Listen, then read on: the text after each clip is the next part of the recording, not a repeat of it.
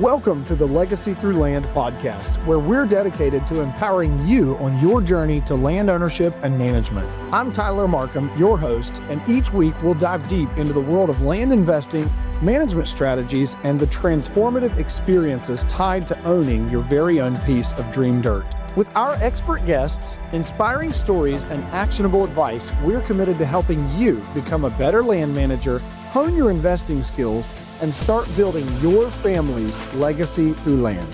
Now, let's dive into this week's episode. We hope you'll enjoy.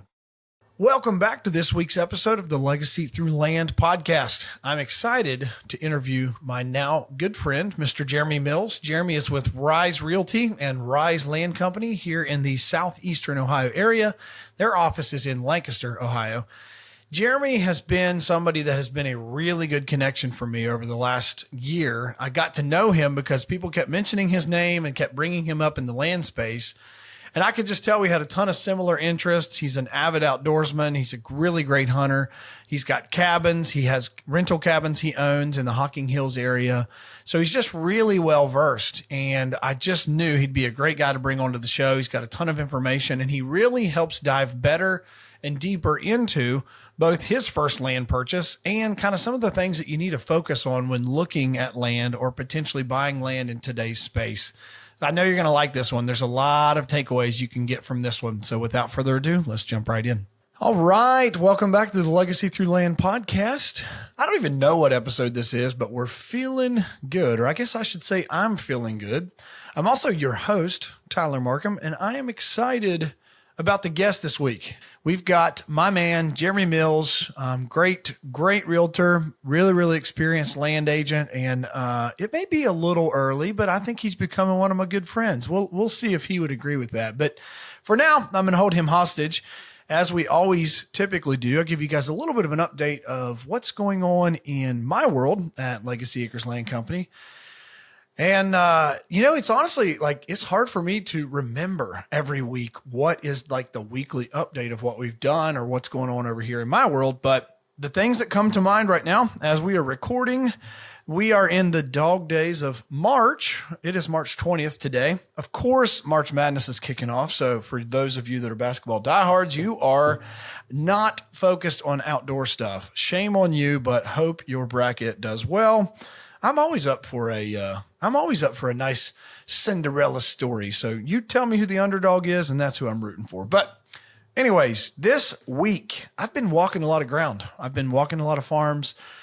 I am somehow incapable of, and maybe Jeremy can say this is just how it goes, but I am incapable of having consistency in my ebbs and flows of being busy walking farms. It's like 1 week I'll walk like 7 farms, and then 1 week I don't walk any. And then the next week I'll walk like 8 farms, and then I don't walk any. So for whatever reason, in the last 7 days since we've recorded our last episode, I've been walking some great farms, put in a lot of miles. So I walked a really good one this morning in Morgan County.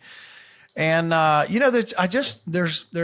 don't know why, but when I show up at farms that I feel like are going to be good, and then I get there and I confirm they are good, it's like the 8-year-old boy in me just gets excited again. And this one was a good one. So been walking a lot of property. We're trying to get stacked up. So for us, we're trying to stack inventory. And I'll break that down into, we are trying to buy stuff up.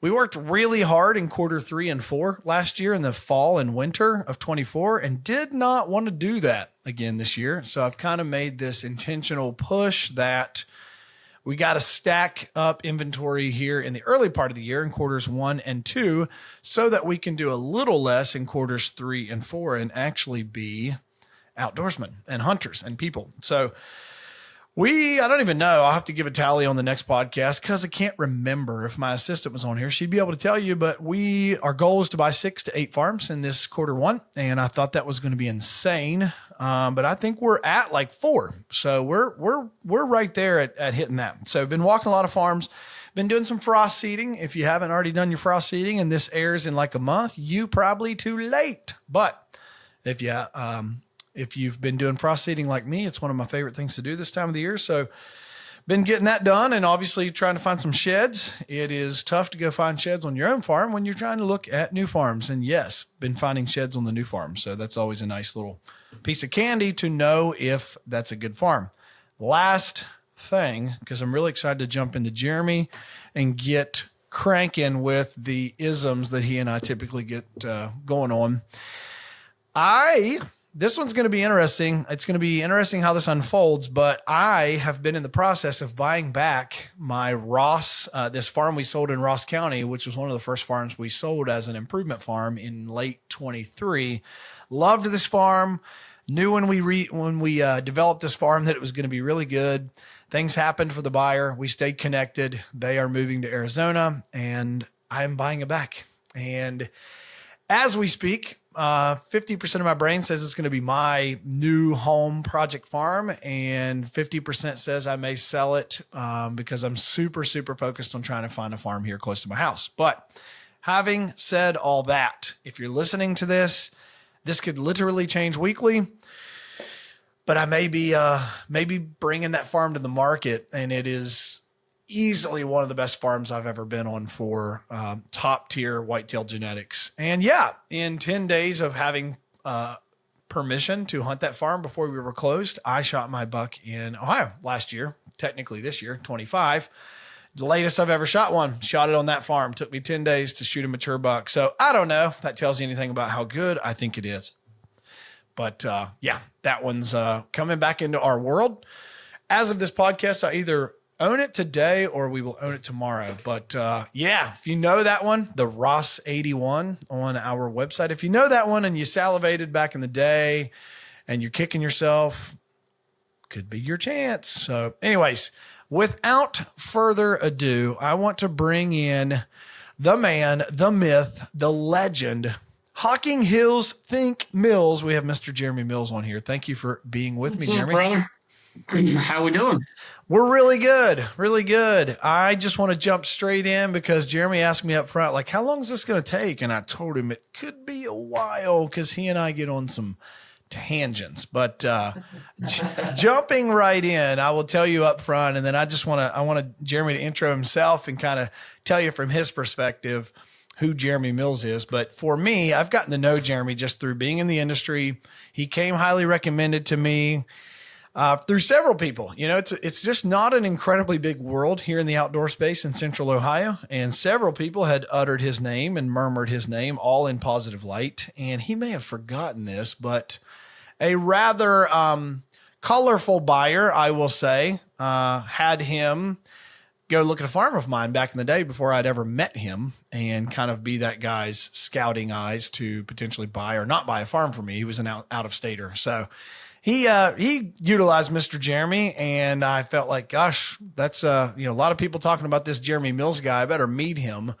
So fast forward, and here we are. We've been connecting, and he's got a few of my listings now, and we talk probably every day about dirt. So excited to have you. Yeah, I'd say it's pretty much every day. It's getting to be a relationship. We are dating. It's getting serious. Yeah. So yep, at least committed. I think it is. All right. So Jeremy, who in the world, I mean, I've got your sheet here. You're kind of, it's Jeremy and I are pretty similar. That's why I think we get along well, but entrepreneur, realtor, brand ambassador, guru, accomplished hunter, amazing jawline. Like what else can we say? Who is Jeremy Mills? I want to start from the beginning. How in the world did you get into this space? Into the real estate world? All of it. Let's start in the outdoors, and then that probably led to being a realtor, I would guess. Well, yeah. I mean, long story short, I started my career as a plumber pipe fitter. My family had a small family business. I graduated high school in 2000. I got my state plumbing license about 02, 03. My life was going to be follow the footsteps of my dad and my brother, my uncle, going to be a plumber pipe fitter. It was a small business, never had retirement. So I didn't have a retirement at a young age. So I started buying rental houses. So I had something down the road, investments. So I started dabbling into real estate, kind of right out of high school. And that's kind of how I got started in the real estate thing. Dad's small business in '08, '09 went bankrupt. We were a complete family of no jobs. So it was a start over, but I was a skilled tradesman, so I could make a move. With that, I have a weak back. I had a herniated disc in my back from the plumbing. So it was kind of, I had an opportunity to make a move. I was already getting into the real estate game. I had enough of them. I think I probably had 10 or 12 rentals at that point. So I was able to financially stay afloat and stay good. And I thought, you know what? I need to look into getting my real estate license and making a career change. So with that, I did that. And my partner, Bethany Alexander, her and I started Mills Realty in 2009, I believe that was. My man. So I still dabbled in the plumbing a little bit on a much smaller scale, service work. And then just from there is just, as you know, being in business, it just kind of, you start doing the right things, showing up and being accountable, answer your phone, you know, um, work when everybody else isn't. It's you start building up clientele over enough time. It just started becoming something. It's like, well, this is an income, this is a salary, this is a good life. So, my love has always been the outdoors and hunting. So that's what I do a broad range of real estate. So I do a lot of commercial, I do a lot of residential, but my love is in land sales, farm and land, recreational, just big playgrounds, adult playgrounds, basically is what they are. So once I got geared into that, it's pretty easy to be in a business that you love like that. I mean, it's not going to work. It's work, but it's not. So it's much easier to grow in that line of work, something like that. But with that being said, with the love of the outdoors, I mean, that's always been there. I always bow hunted and hunted as much as I could and fished. It started developing into that's, all I was doing besides working. I really wanted to film my hunts, and I wanted to be a part of the back end on the manufacturing side of things in the hunting products, the hunting industry. Um, so it was about in 2010, I met Derek Dernberger, who is the owner and founder of the Break TV. He had actually had a small web show called the hunterslink.com. We started with just a small, just little handheld Sony video cameras, and we're just making little web episodes. As we grew the team across the country, we were just kind of looking for different demographics and regions to kind of help broaden the brand. We renamed it from Hunter's Link. That's where we started, and it converted over to the Break. But Derek did a awesome job at growing the business, and so basically he would rely on me and a couple other guys, Carl Drake, Jason Miles, a few others I can't think of offhand. But so basically, to survive the show and to grow the show, we would go to the ATA show. We'd cold call the manufacturers. We'd go to the SHOT Show. We'd go wherever the manufacturers would be there, present with the marketing people. So as you know, you've been to the ATA show. It was awesome back in the day. It's down to a smaller scale. Hopefully that turns around at some point, and gets kind of back to where it was. COVID kind of threw that one off, but that was just a good camaraderie and a good network, and you could really just bust out a lot of business, and you could directly talk to the people that are creating all the marketing and doing all the hiring and firing. So we would go meet and greet these companies, and we'd give them our sales pitch. This is what we offer, and we started, like I said, at the website of things, and then we grew it to the television side of things, and we ran till we're still running, but we've scaled it more down to television from 2000. It's crazy to even think, but from 2010 to 2025, just the media side of things and marketing, how it's changed with TikTok and YouTube and in Reels, Instagram, and things like that. Things are real quick and compact. So we've kind of converted, getting away from the television side of things, not as much, and we're more into the Reels, just doing small video clips, YouTube, just the marketing on the back end. But with starting that, we would meet directly. We'd try to set up appointments initially. That didn't work, so you had to cold call them and just go in and try to be presentable and get a moment with them, because it was a madhouse, as you know. It was just aisles of just packed people, and everybody was pretty much doing the same. And in 2010, the influencers were really getting started and pushing into the Facebook and then into the Instagram. So it was just like a lot of groupies. Like everybody was in cliques and groups and trying to do the same thing. Yep. So odds are totally against you. Because a lot of these people didn't have actual businesses. They're just, I got a Facebook page and, you know, give me Yep. product. And they constantly get that. And so you have to go to work. You have to put in work, and you have to have something tangible that you are going to be offering these big companies, because, you're working with, top executives at Yale and Harvard. And I mean, these people are, very intelligent people. They can see through a lot of things. So fortunately, we were able to land a local company first. That was kind of our big hit, was here in Southern Ohio, where I'm at. I'm down like near the Hocking Hills, um, the Rocky Boot Company. We joined with them for a couple of years. It was a good partnership. In that business, when marketing people take job promotions, or they go to another company, you lose your contacts. That's the kind of the pitfall of the hunting industry. You lose Yep. your marketing people, your contact. They bring in new marketing people. Well, they have their media people, so they don't always need you. So that's always it's a risky business on that. But from there, we were able to build up some secondary. They were our kind of our headline sponsor. Yeah. And then as we started staffing with these companies, we ended up getting with Browning trail cameras, which Browning trail cameras turned into Browning firearms, ammunition, apparel, Alps Outdoors, Banks Outdoors, Trophy Rock, Hunter Specialties. And As we hold on got a into second. each one, Is that all, Jeremy? Is that, and I don't want to mess your train of thought up, but are you saying that Browning is the umbrella of all that stuff? no. Or, okay, I was going to say, because I So thought some of those were. Browning, Yeah, what's Browning's umbrella? well, Browning is small compared to who owns Browning. The umbrella is like FN. FN owns Browning and a Got it. bunch of others. Got it. Just like GSM and, anything like that. Yes, yeah, all of them. They're pretty much buying up anything they possibly can. Yep. But yeah, so they pretty much just carry the apparel, knives, guns, ammunition.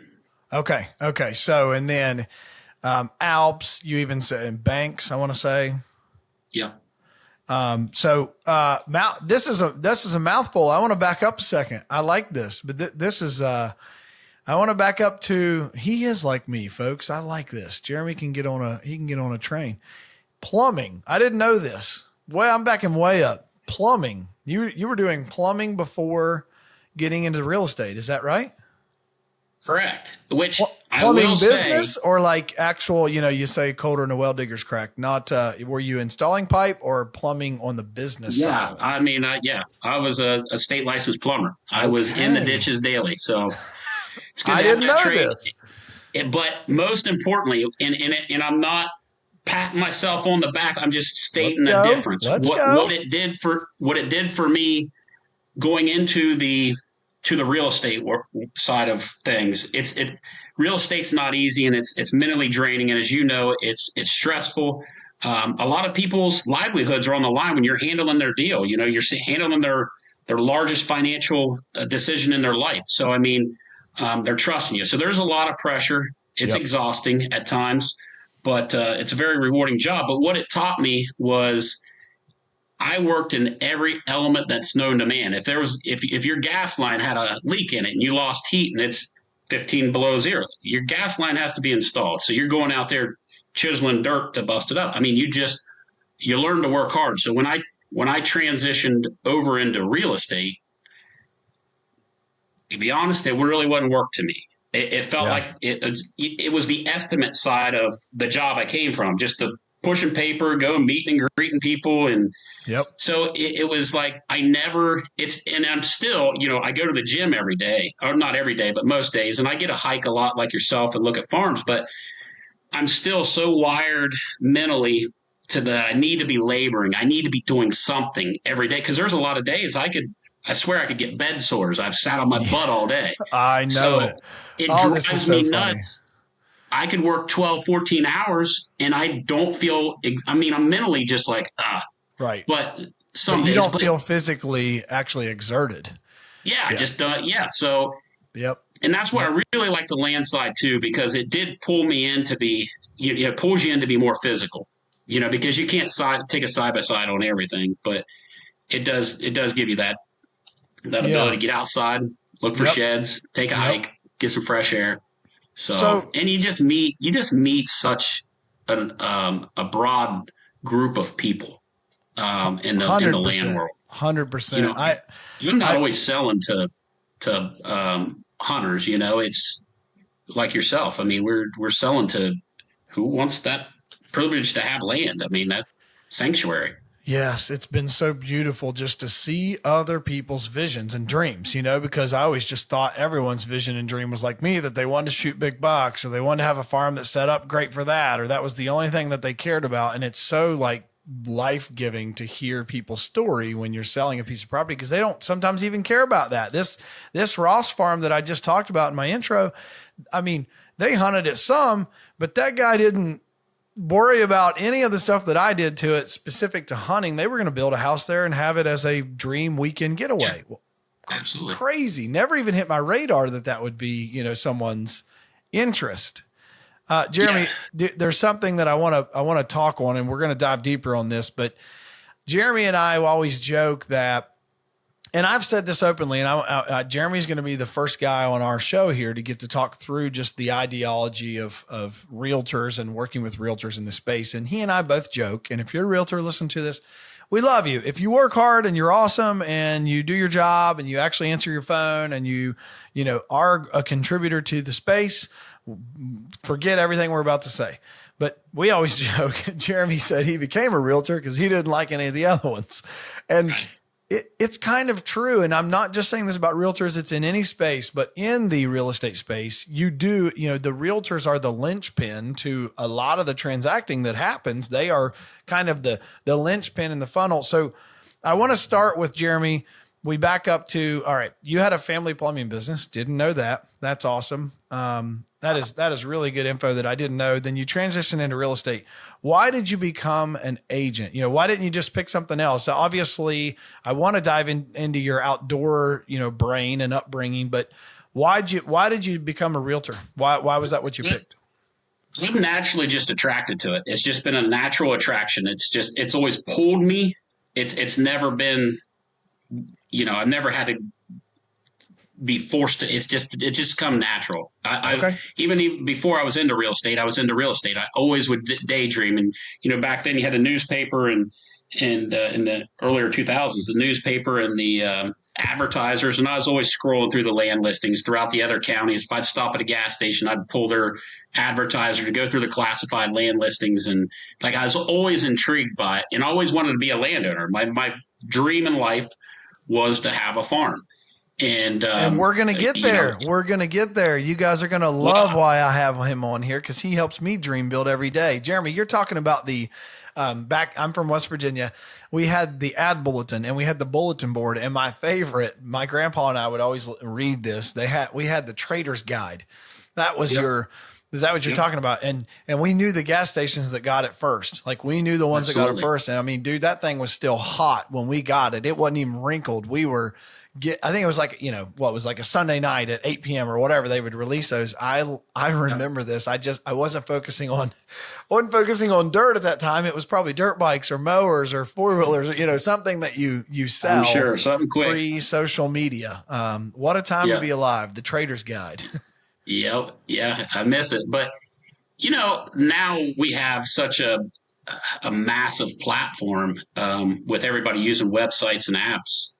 I mean, you can reach somebody in Germany just as quick as somebody seeing it in Ohio. And it could be a listing in my backyard. Yep.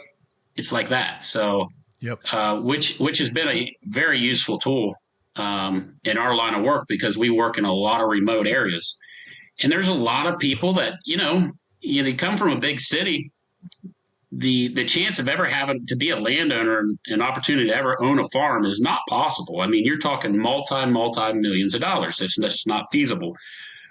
But when you can step out of that area and drive an hour and a half or an hour or 45 minutes, whatever it may be, you can be a landowner.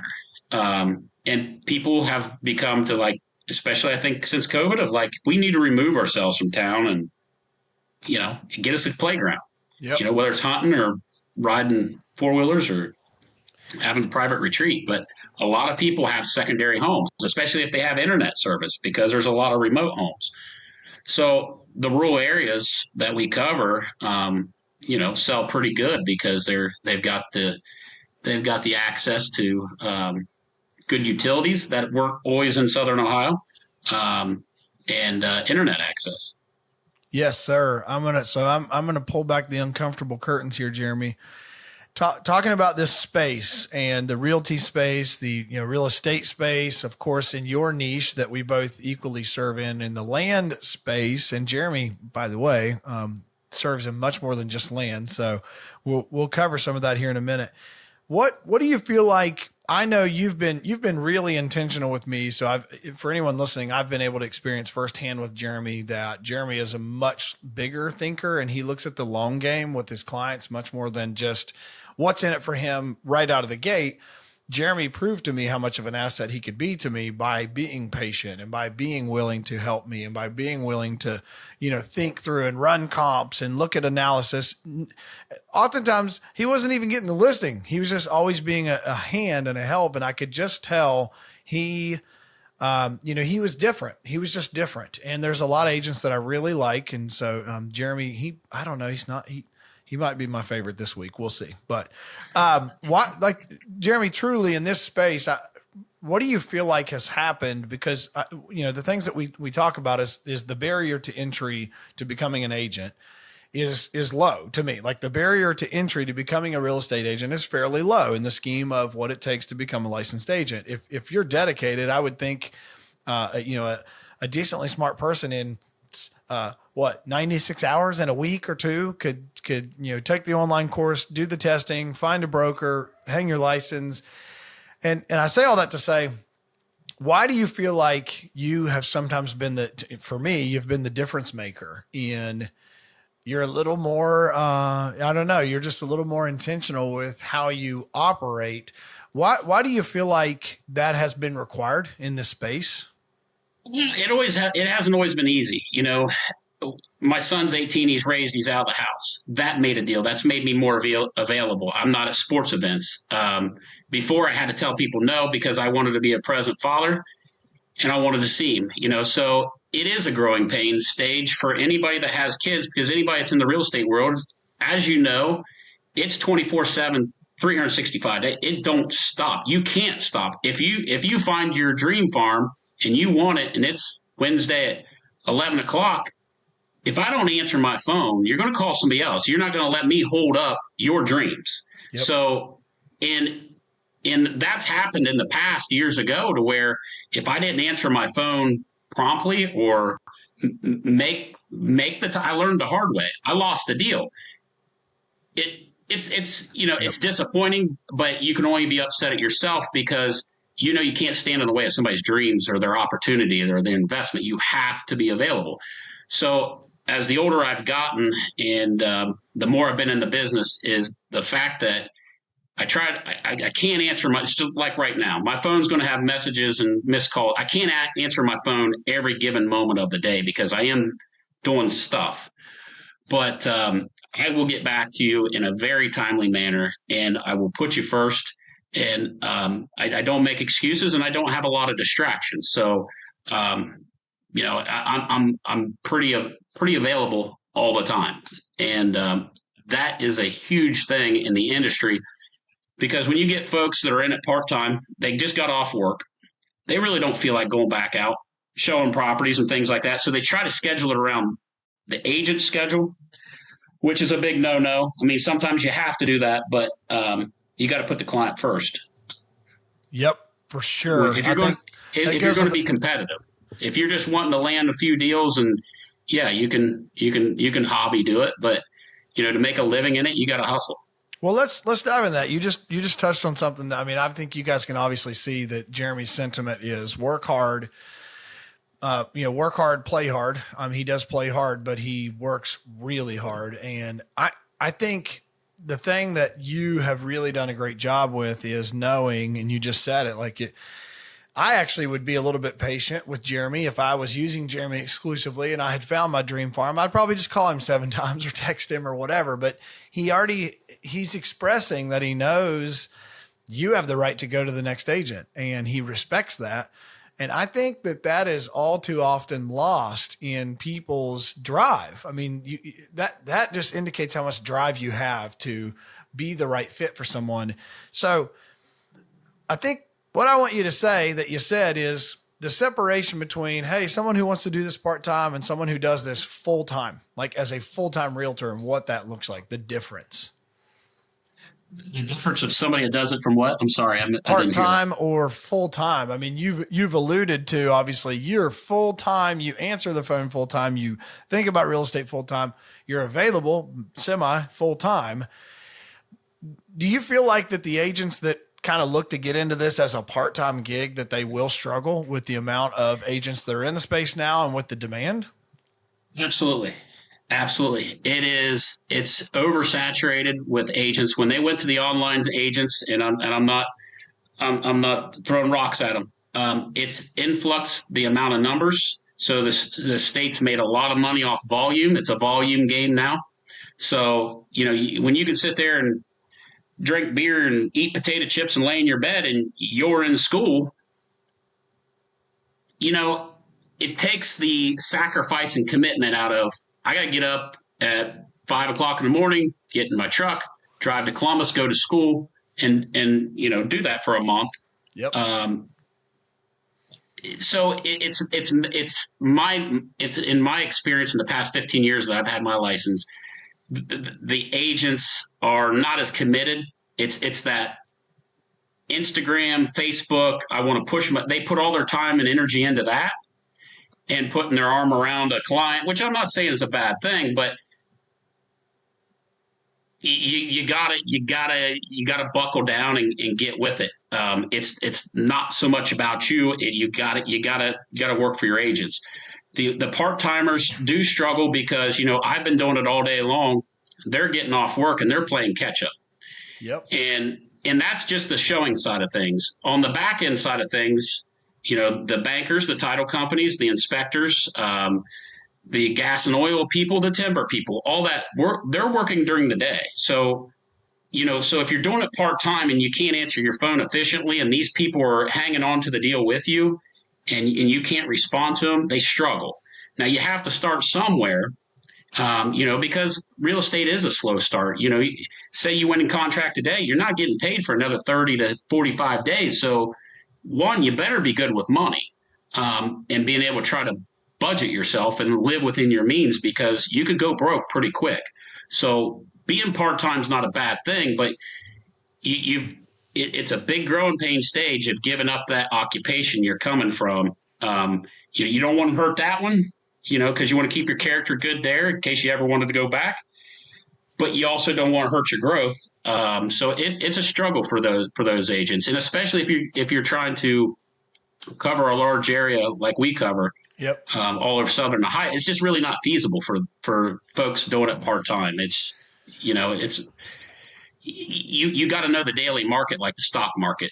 Yeah. Well, and I mean, I think, Jeremy is obviously being nice because Jeremy is well liked by a ton of people in the industry. He's well liked by a ton of realtors. He's great to do business with. But real talk, because I'm not an agent, so I can tell you, part-time agents get part-time success. Part-time agents get part-time clients. Part-time agents get part-time loyalty from clients because they're part-time. You don't earn people's full-time loyalty or people's full-time attention if you can't be full-time with them. And it's just, I think it's the barrier to entry. Like I said, it feels like it's gotten lower. My wife was an agent, so we were able to see the side of, the digital and the EXPs and all the, the cloud based, to where you're hands-on training is even less as well, being in an agency area where it's all digital and it's stacking a team up. You're the baton, let's say the handoff between broker and agent. I think that baton everything gets watered down a layer every time you add someone into the staff, you add someone on your team and they haven't been properly trained or equipped, but they are wearing your name. That's when you get the watered down effect. And I just haven't seen that in your guys' world. Obviously not to say that it can't happen, but Jeremy's a full-time dude that works full-time as an agent and he's available for all his people full-time. I don't know how he does it for all the people he does, but we've harped enough on part-time agents. What are you, Jeremy, what are you seeing? So something we talk about and anyone talks about and we all think about every day, especially if you're a buyer or you're just a land aspiring buyer, which is likely people who are listening to this podcast. Either you own some stuff yourself, you're kind of getting your feet under you, or I hope you're an aspiring buyer and that we can help empower you on your journey. What do you feel like you're seeing, Jeremy, since, and correct me, you got into the real estate space and the selling of land, and Jeremy also sells houses and cabins and everything else, but you got in 09, is that right? Yes, sir. Yeah, we started the brokerage in 09. I more so worked on the back end of, we were putting it together and all the construction side. And then I ended up getting my license in 2010. Okay, got you. So tell me this, you've been in this space longer than I have with the, not especially land. I've only been in land full time since 23, but I was in house flipping and other aspects of real estate since 2015. So you got me beat on all this. What comes to mind when you think of kind of the ebbs and flows that we've seen and where I would like you to land at? Where do you think we're at now in the market and what you've seen? It's pretty stable. In a sense, it is a very stable market. They purposely slowed it down. The feds came in and raised the interest rates, which I'm not saying is a bad thing. I think it's at a reasonable rate because it was chaotic. When it was 2 and 3% interest rates, I would have clients that would come to me. For example, say the house was $100,000. Well, they'd want to pay 140 for it to bid over and still to get that 3% interest rate. And I'm like, if you're going to be there forever, you're going to ride the waves through the appreciation and things like that over 30 years, 10 years, 20 years, you'll be fine. But to jump in $40,000 in the hole just to get that interest rate makes, so that market was insane to me. It just, money wise, financially wise, it made no sense. It was just really just a lot of bad buys going on, but people needed homes, and Yep. Real estate's connected to life, having kids, getting divorced, people passing away. I mean, so the house has to move or the land has to move. So, but overall, now that we're in a stable interest rate, it's been pretty good. I will say we're in this which all about the Hocking Hills. The Hocking Hills has a region that it kind of bust out from. Well, explain this, Jeremy, in case we get other viewers. What is Hocking Hills to Ohio? So, I believe it's the number one. If it's not number one, it's number two. I know Lake Erie and Hocking Hills were kind of going back and forth, but the state, the state loves Hocking Hills. They're creating new highways and bypasses and overpasses, and they're really increasing and pumping the tourism down to southern Ohio. And what that's done, it's took a very rural area, Appalachia here, which has always been a beautiful area, still a beautiful area, but it's created a lot of competition, and the prices have gone up quite a bit, and then it affects an outer area. So I am noticing just more rural prices increasing in areas that there really was no economy. Prices always stayed pretty stable and low. Now you're starting to see the appreciation. You think about just go back 5 years, what you bought, what that stuff's worth now, what you've sold, those clients you've sold to, and they've got all that appreciation now. I mean, it's a golden egg. I will never forget one of our first bigger farms was in Meigs County, Ohio. I love Meigs County. But we paid $1,500 an acre in 2013, let's say, somewhere in there. And I honestly, we were all like, gosh, we have just paid top dollar for this ground. And I don't know. I think we're just, spending too much money here. We really should watch. Probably had timber on it too, didn't Oh, it was timber, minerals, pasture, access, road frontage. Yeah. I mean, there wasn't a single negative. So right. Yeah, I just laugh now. It's like, gosh, I'd buy anything you'd give me for that now. Actually, I did buy a piece of Meigs a while back for that, but it was a rather cheap piece. But back up, Jeremy, really quick, in case there's some odd chance that people outside of our little regional area are listening, explain what Hocking Hills is in the scheme of what is it? It's a tourism place, but what is it? You sell a lot there. What is the reason people come there?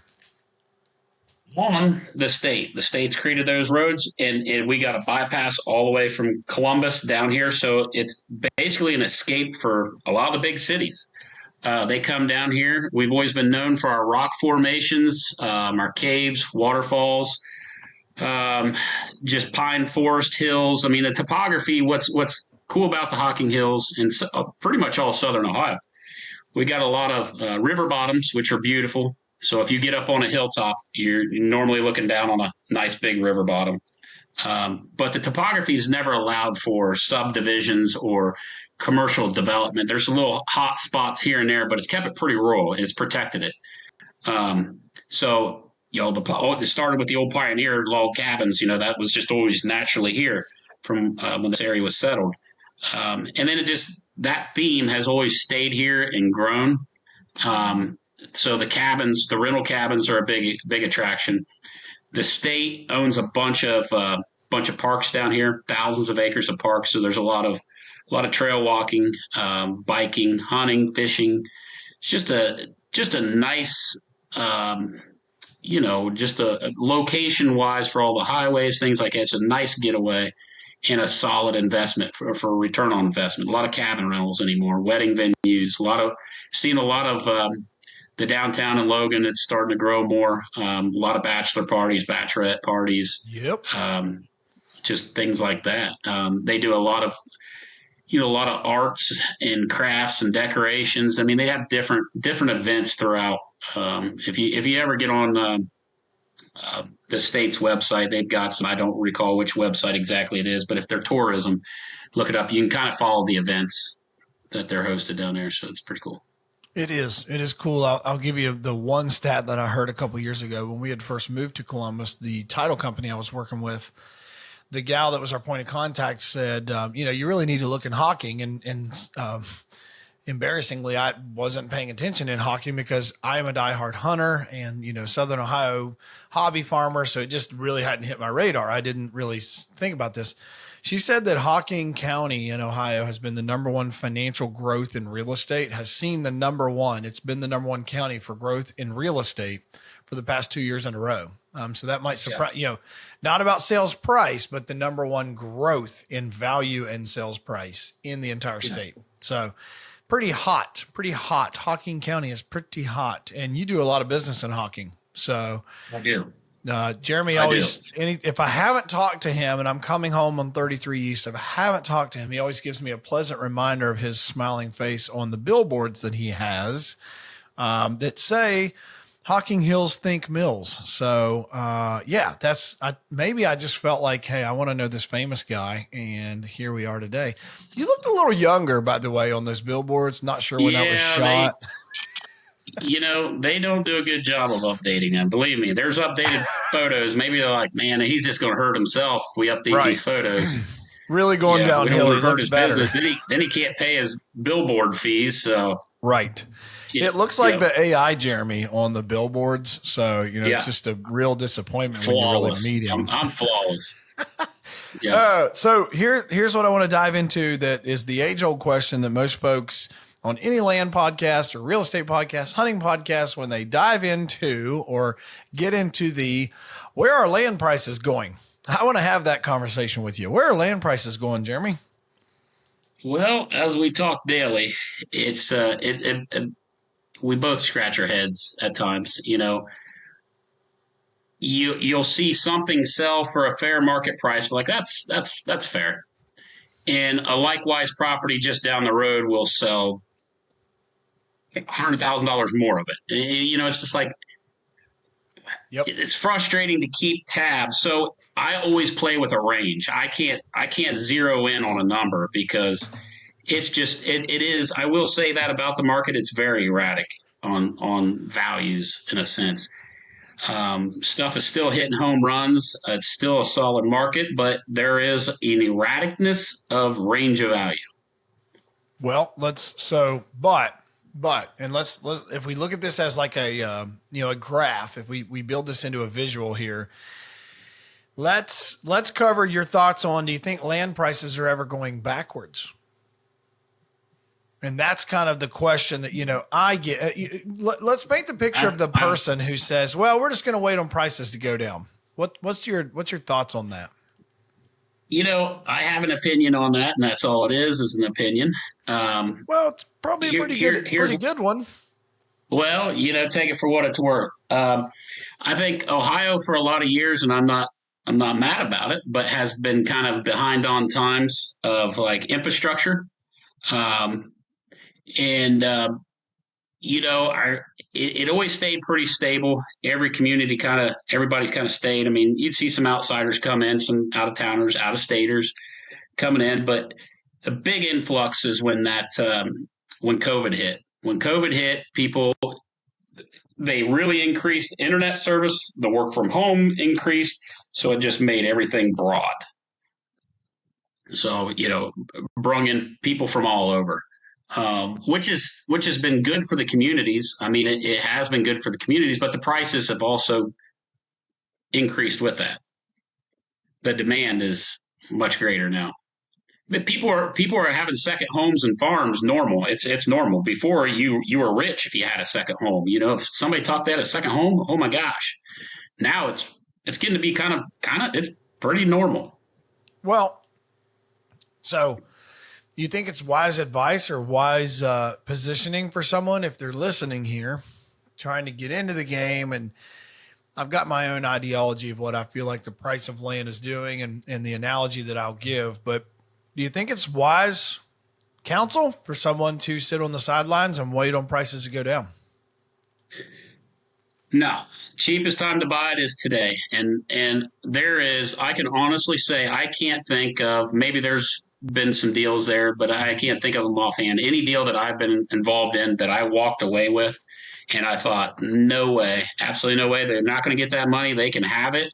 Yep. Let somebody else buy it. I regret every freaking one of them.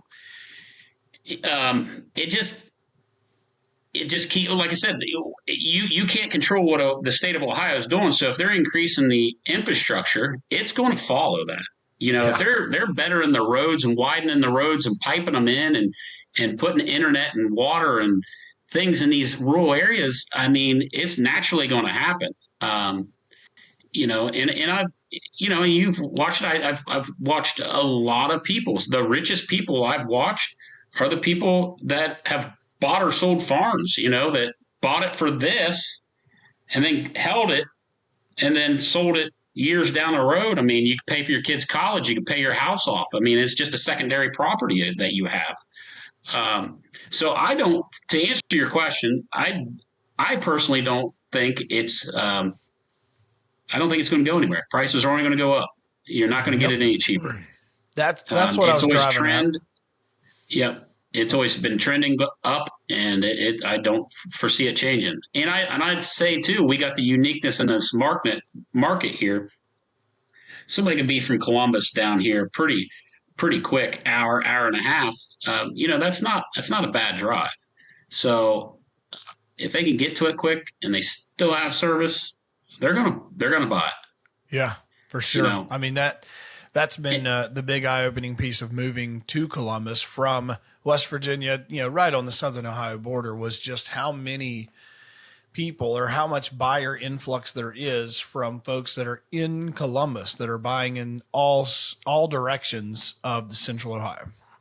Yeah, and one of the big topics when I talk to local people after I list a property, if I say again I list it for 100,000, it's like, oh no, I remember and I know this guy that, and they go into a story. Well, unfortunately, times have changed, and that story is all it is a story, because I know what it's worth, and the normally those non-local people will come in and they'll pay what that local person wants for their land.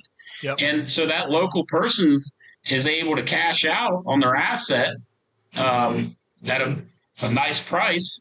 And I've seen a lot of local people just kind of fall off of, like, they can't be land buyers because they're just not staying in the game. I mean, you gotta buckle down. I mean, land's expensive to buy, but nothing appreciates like land. I mean, and there's a lot of resources from land. Yeah. I mean, you can timber it, you can lease it, you can lot some of it off if you want to lot some of it off. I mean, it's there's a lot of moving parts of it. So it's funny there. One of my really good friends always made this statement, and he would use it about anything retail purchases. Typically, he was the guy that liked to spend money and still does, but he always said, "Buy once, cry once," and Yep. I have never heard a more accurate statement for buying a piece of land: to buy once, cry Yep. once, and something that the prospective buyer that first told me about you, the first time I had heard of your name, that guy, we both can agree, is very good with his money. He's very well versed, and he's even a hard money lender. I mean, he does a lot with his money is from investment perspective. There's a couple things he said that I'll never forget. Number one, he said, my land, the land that I own, has appreciated 7 to 10% a year, every year, whether I do anything to it or not. 7 to 10% a year, every year, whether I do anything or not. And the other one that he said was, I think land is one of the most stable, boring investments that you can have. And I like that. He just liked Yeah. that it wasn't volatile. It wasn't the volatility of the stock market. It wasn't just this vicious cycle. And quickly, I could tell this guy's, really smart, and he's got a huge portfolio, one that all of us would dream to have. But the only way you get to where he's going to, and the only way you can walk away with taking advice from a guy like that is to listen to his mindset on land. And I was quickly learning, if he thinks it's stable and it's boring and that it's going to consistently appreciate whether you do anything or not, this is probably advice worth leaning on. This is probably advice worth taking. And it goes back to that buy once, cry once, because you said it. There's farms you've probably not bought. And I know so many people, including myself, who you have that story of the farm you didn't buy or the piece that came up. Like you said, you've known that piece forever and it was a piece of junk, or the neighbors, split it up and it's not worth what it used to be. And it just keeps going and going and going and going. And you lose the opportunity.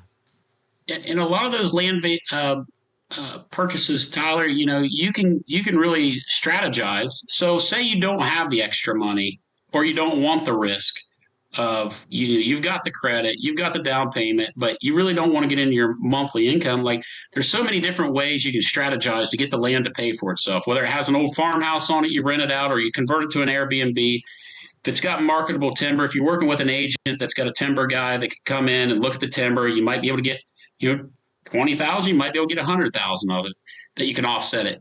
But if you can park your money there, and say you got a tenant on it and they're paying the bulk of it, in another 10, 15 years, with what you got somebody else buying it for you, and then it's appreciating every year, and say you offload it in 10 years, I mean, you make a mint. And that's one thing I like about land is there's multiple ways to make it pay for itself. For sure. For sure. So let's dive into some of those. I mean, I don't want to, I've got questions relative to like what's an ideal client for you, and things that are more specific to Jeremy and how people can work with you. Because of course, at the end of this episode, it's going to be without question, people are going to know, you obviously know your stuff. You know what you're doing.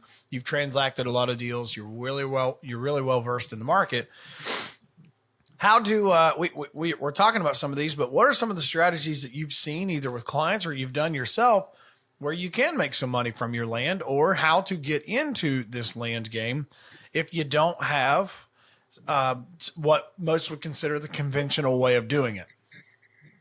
Yeah. So one of the biggest thing is the down payment. Typically you're 20 to 25%. So if you get past the down payment, so say you don't, maybe you have it, you don't want to spend it, or the wife don't want you to spend that money out of the account. It's Or like maybe it's your whatever safety the fund reason or may be. whatever. Yep. Yeah. You got to have that cushion. So maybe we need to seek after something that's got larger timber on it.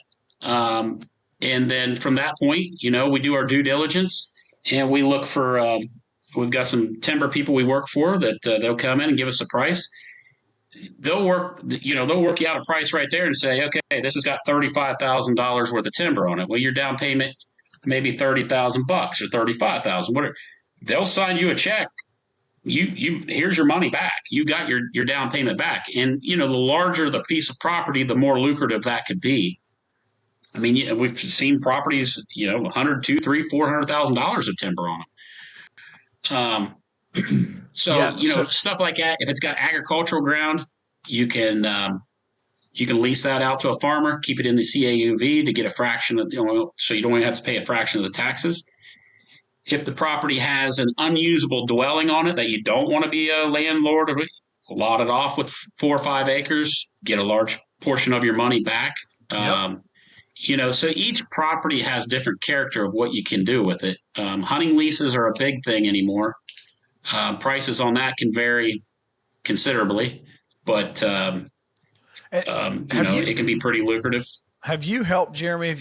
I would think you've helped clients that have bought a piece of property that has acreage, and then they do have a structure, and they, especially central to some of these parks and state reserves that Ohio has. Have you helped buyers or clients buy something that they then turn into a short-term rental, and that's how they're making money on the property? Absolutely. My adjacent neighbor, he's actually from Maryland, and became really good friends with me. He bought 150 acres in behind my farm, and it was just vacant ground. I almost bought that farm. Again, here we go into another story where I'm going to kick myself in the butt. Let's go. I passed it up. This was probably, okay, this is 2025. We don't even go back to 2013, Tyler. Let's go back to about 2018. Passed up 150 acres, Fairfield County, for $350,000.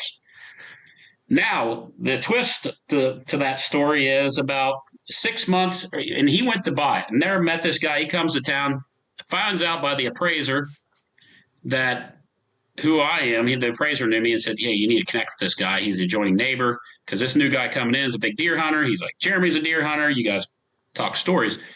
And so I got to know him, and he's like, "Man, I'm just going through a divorce." He's like, "I like you. I get along with you. I hit it off with you.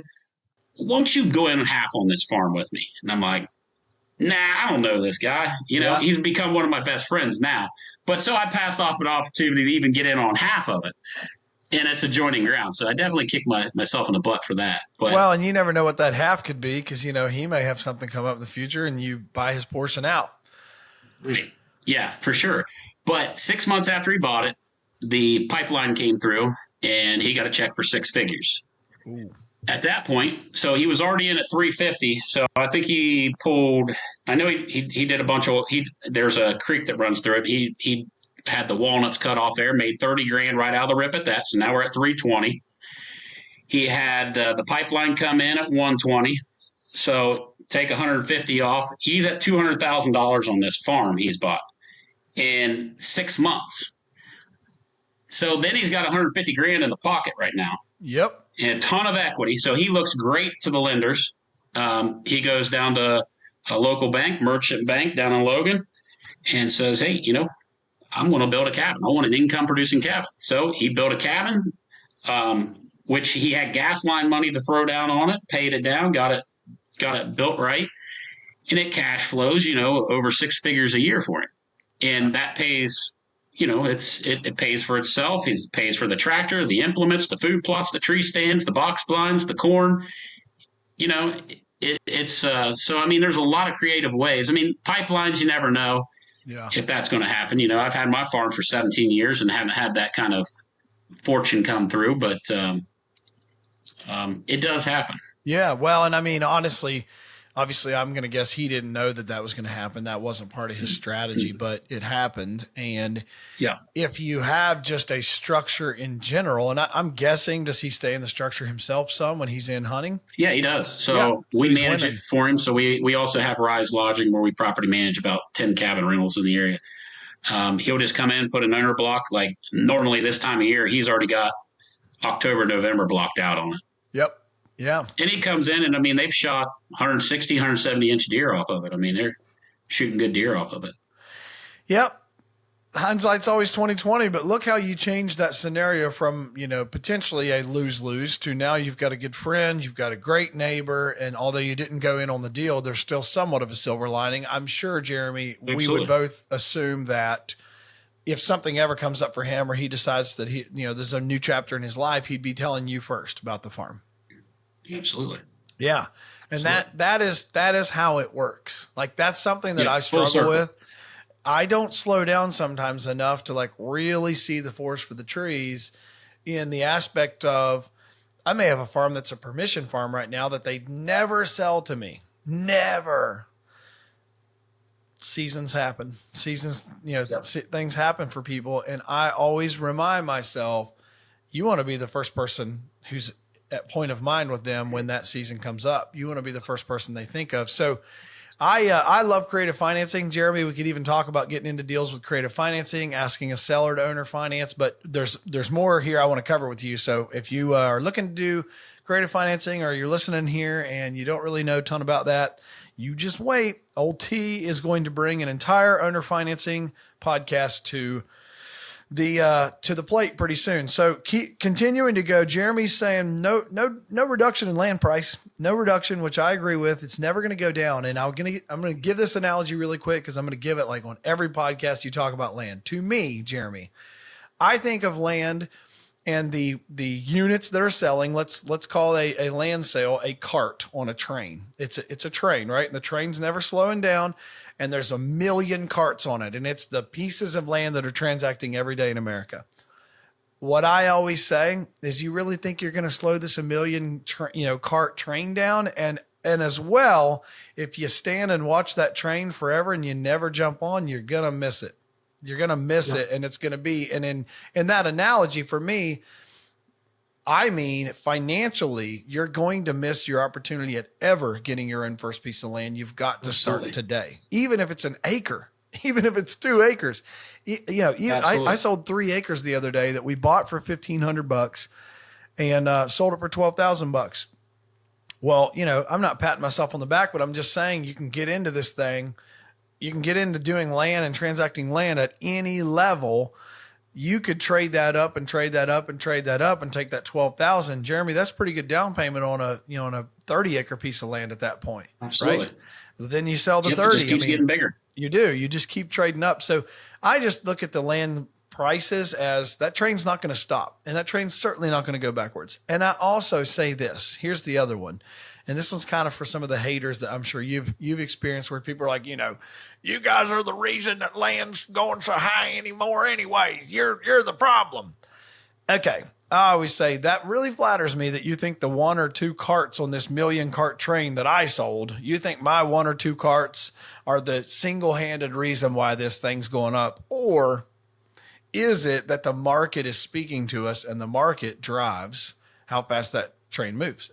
That's what it is. It's not me. It's not Jeremy Mills's listing and how he got a premium price for a seller.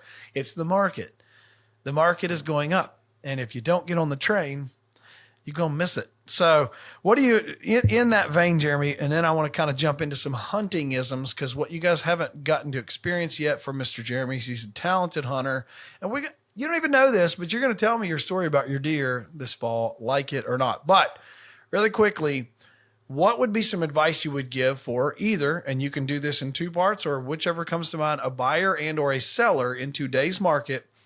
What would be some advice you'd give for maybe that prospective buyer that's kind of been thinking, hey, I just don't really this seems daunting. It seems like we're trying to chew an elephant here by buying our first piece of land. What's your advice to give to them? What comes to mind? Well, be careful who you take advice from, for one. Get multiple opinions. And because you'll see the difference of the way people's minds work and their experience. Um, you know, I always tell some people, and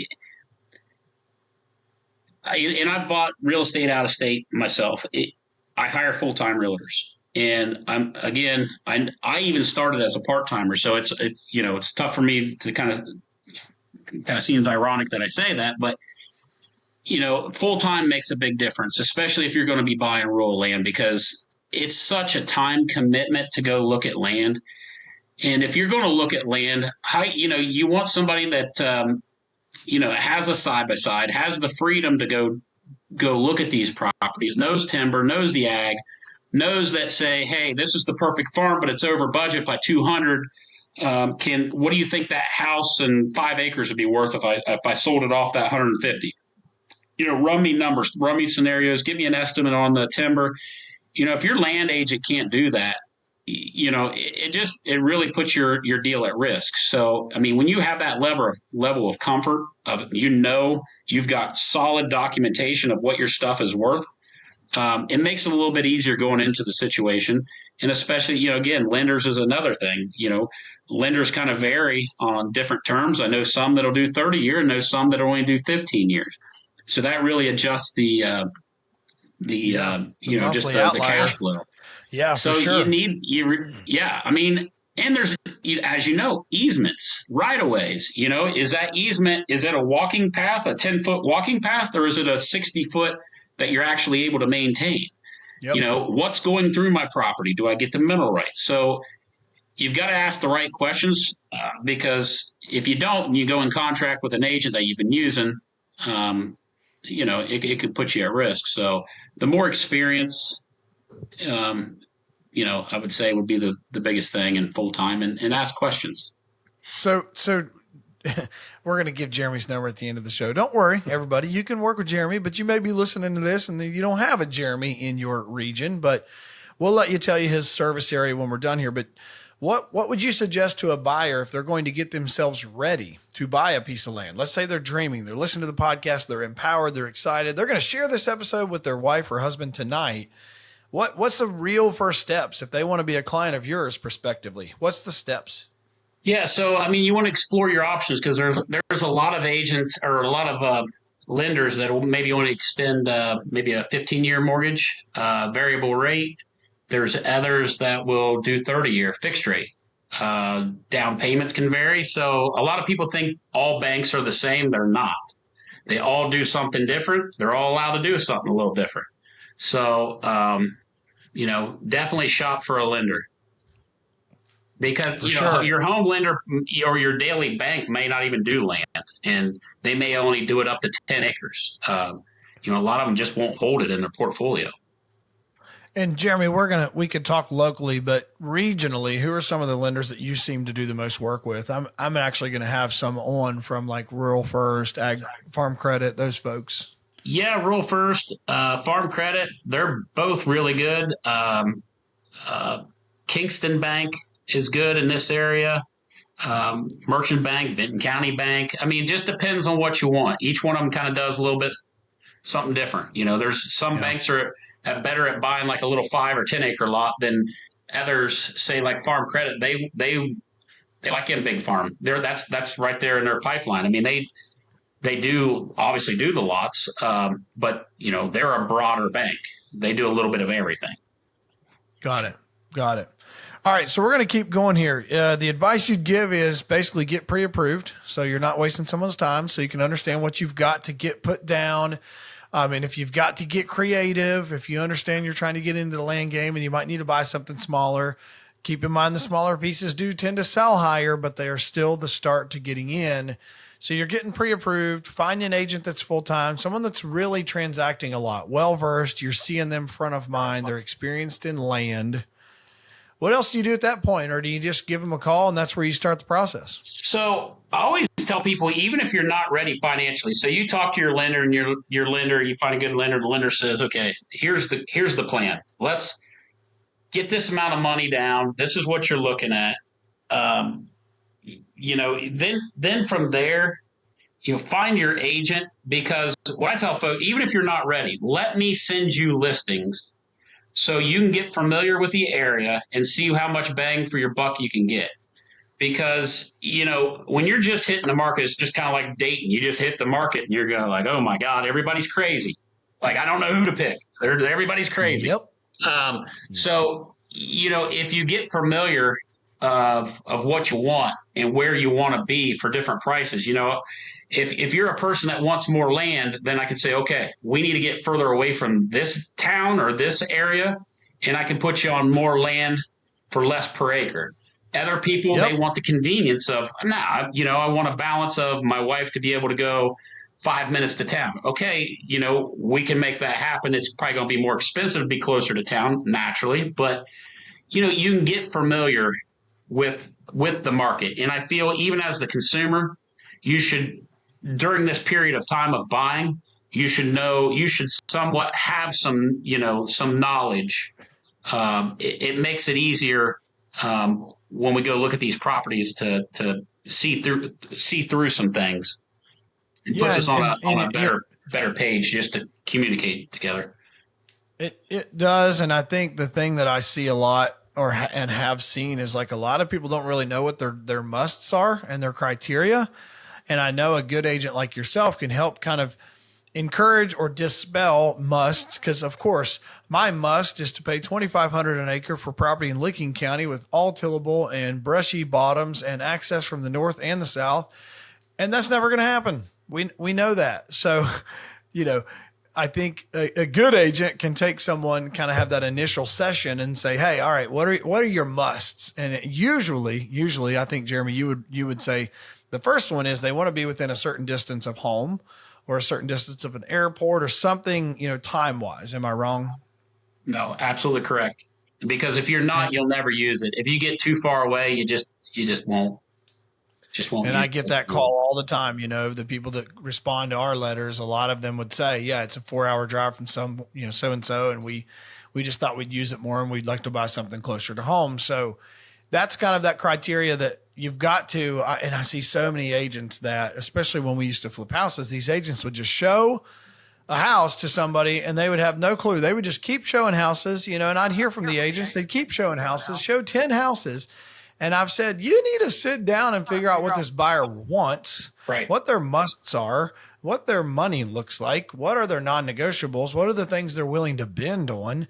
And it's the same with land. If you don't have that initial session, and especially if you're the buyer, if you're not honest with yourself, how are you you're going to waste the agent's time. And a good agent won't allow it to happen very long before they say, hey, let's get some clarity here on what you're looking for. What are you actually looking for? So, all right. So we're going to jump around a bit. I think it goes without saying that Jeremy can provide a ton of value in the space.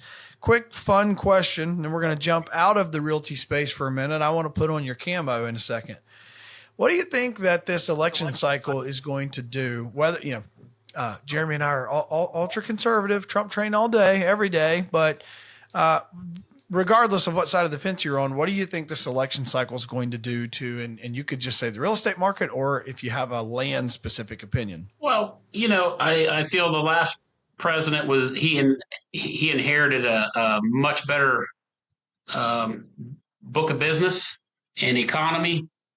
And then, they scrambled everything, did what they did. So I feel, we're now truly in the Biden era of the cause and effects of the things that they did. We're a month in on a new president, and it's going to affect things. I do feel not in a negative, because I feel more secure. My clientele feels more secure. Everybody feels a relief. I mean, it is an absolute relief. That somebody's balancing the checkbook. I mean, basic math things. Let's run it like a business. So I think they do have our best interest at mind. And I think we will see it a little erratic here and there as they clean things up for the next year or so. But then I think it's just going to go.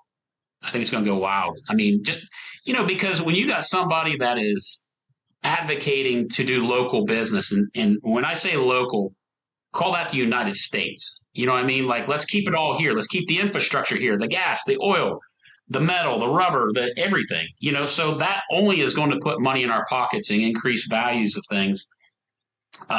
So I think it looks very promising. We'll see some erraticness, in my opinion, but it will stabilize. I think it'll be better than we've ever seen it. I agree. I So, agree. I love it. I love it. So I want you to put your camo on for a minute. Of course, the goal of this podcast is obviously to educate, and the goal is to inspire, and the goal is to empower our listeners, whether it's buying their first piece of land or becoming a better steward of the land and our land management, or, getting the most out of the recreational experiences. So not only do you, I know, have tons of experience as a qualified realtor, but you're an outdoorsman. And I was going to say, if you could tie this back into, I'd like to hear your upbringing in the outdoors. It's one of my favorite things to hear about people I work with and connect with, is how you got started. I vividly know my story, but how did you get started in the outdoors? And then I want to jump into your last fall hunt that I was super jealous of, because Jeremy was tagged out way before I was. like fourth time out. Yeah. Well, my grandpa said plan preparation prevents poor performance, the 5 Ps. So we're doing all the work right now. That's what we're preparing for. So you don't have to sit out there and get cold and all that. But no. How'd you get into it? I mean, back to being a little, or whenever you got into the outdoors, when was that? Yeah. So I got started as a bird hunter when we had grouse around here in Southern Ohio. My dad was a bird hunter, rabbit hunter, squirrel hunter. He was not a deer and turkey hunter. We fished, but as I got older and had older cousins that deer hunted, my cousin Jason had got me into it. My cousin Shane has Fairfield Outdoors here in Lancaster, Ohio. He had a bow shop. I think they started that in 1994. So I was a kid, 12, 13 years old, going to the local bow shop, shooting, doing the techno hunt and all that stuff. And then once I got my driver's license, it was on.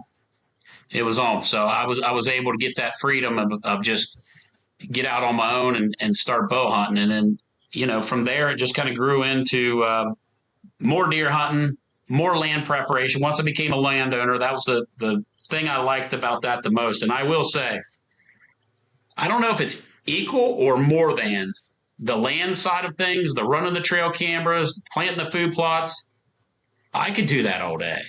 I don't want to sit in a tree stand all day, but the land management side of things, like this time of year on, where I can go in and use my farm and my equipment and stuff. I love that stuff. I love gathering intel and just playing chess with them. If I get one, I get one. If I don't, I don't. I feel like it's a win-win because I get another year of growth or age, in most situations. So many times, dude, and I know you're like this. So many times I'll be in the tree stand and I'm like, it's not even that great tonight. The pressure's pretty low. I think I should just get out. I'm going to move a couple cameras. I'm going to slip over here and hang this stand and just go home. I like the management side, or, hey, I could just go over here and do this, or, you know what? I need to go trim this or whatever. I could go fill this feeder, and I'm just constantly wanting to, play the chess match. And Absolutely. There's nights that I don't even care to hunt, and I don't even hunt. There's weekends I go to the farm, don't even hunt, because you're just, making strategy moves. And I'm with you. I love everything that goes into being a land manager. So you started young.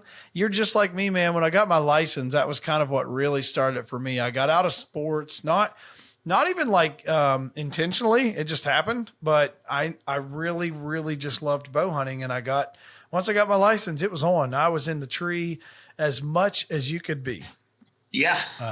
I had the same thing. I was a good athlete, and I played. I had no complaints. I was, I was fortunate. And but man, that driver's license, when I could start bow hunting, I lived in the woods. I honestly did, and I just mic dropped sports, and I was completely done with sports. There was no going back. I was firm on my decision, and it was the best thing I ever did. Love it. Yep. Well, let's jump in here because it was for me. I resonate on so many levels.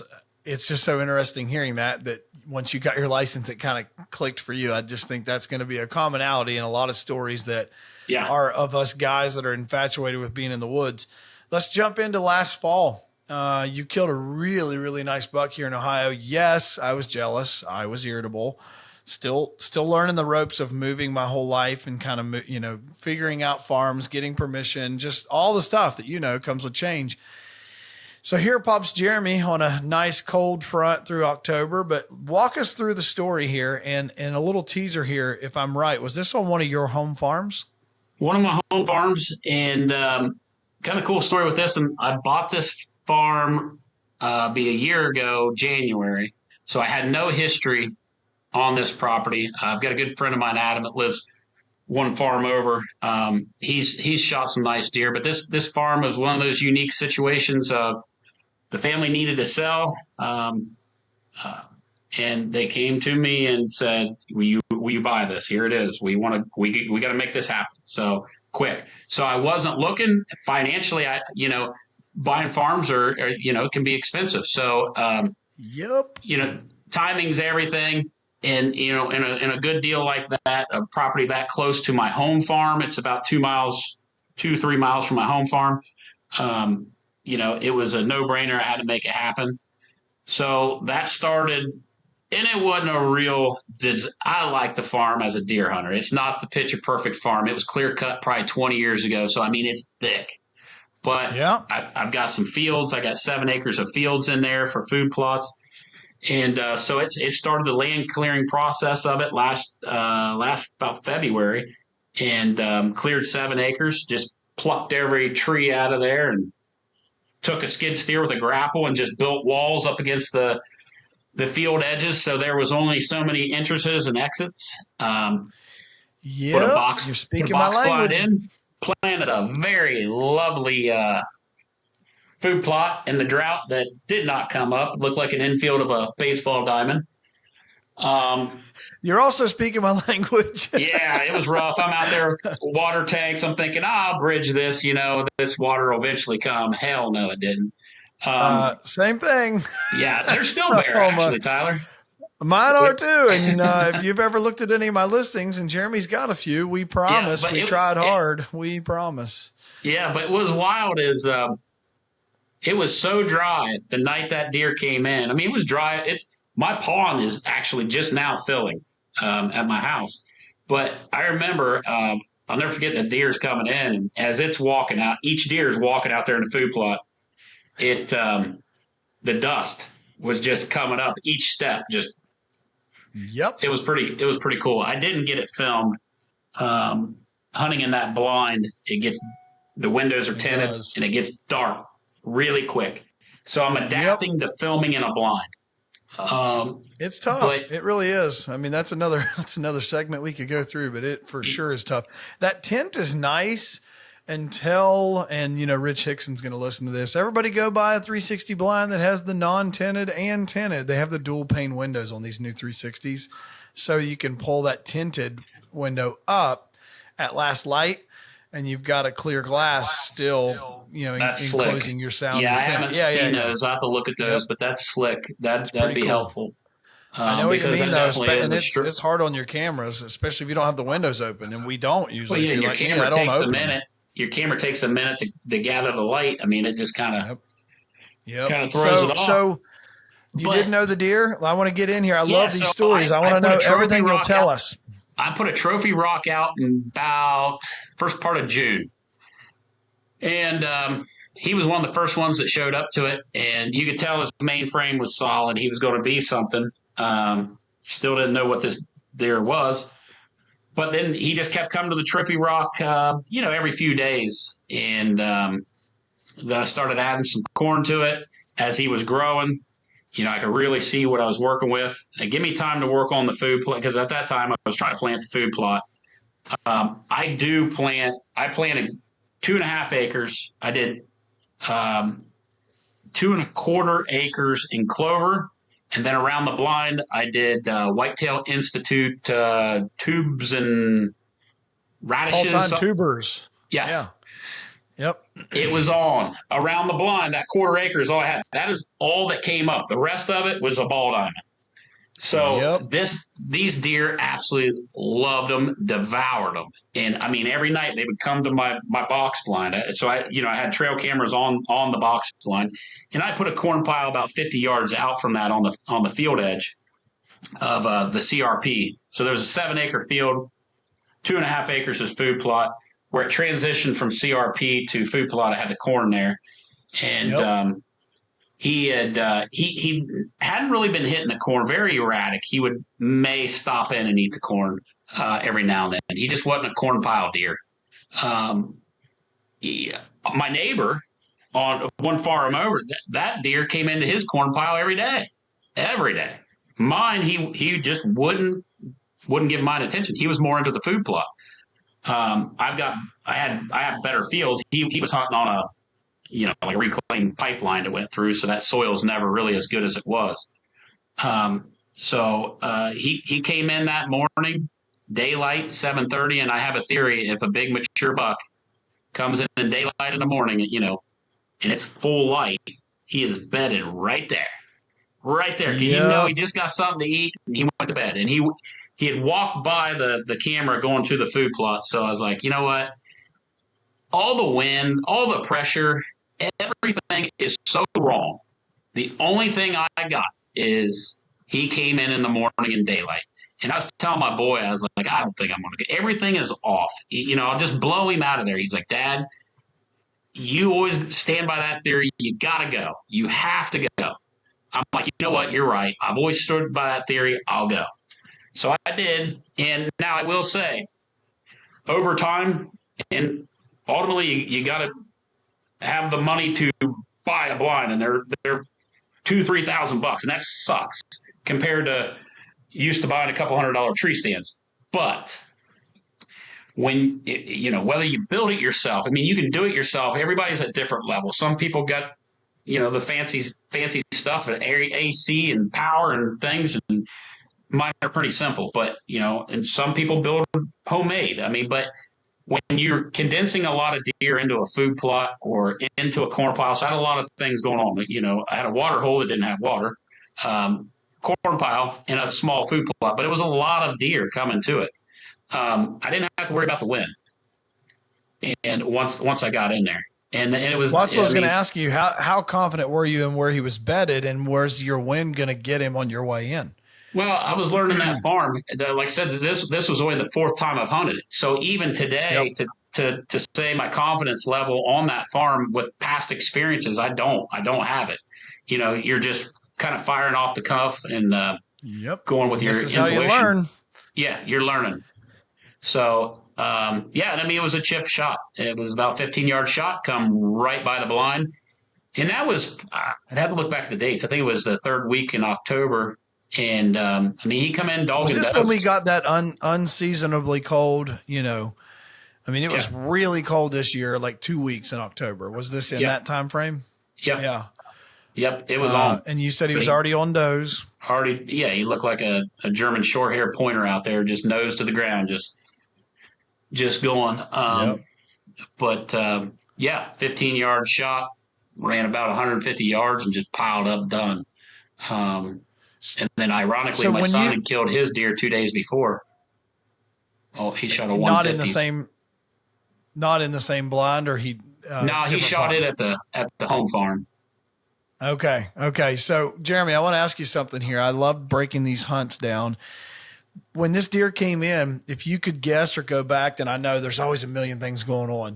When you're in the heat of the moment, you don't think about any of this stuff. But where he came from, was it downwind of your setup, or the field, or however he could get the wind on that field?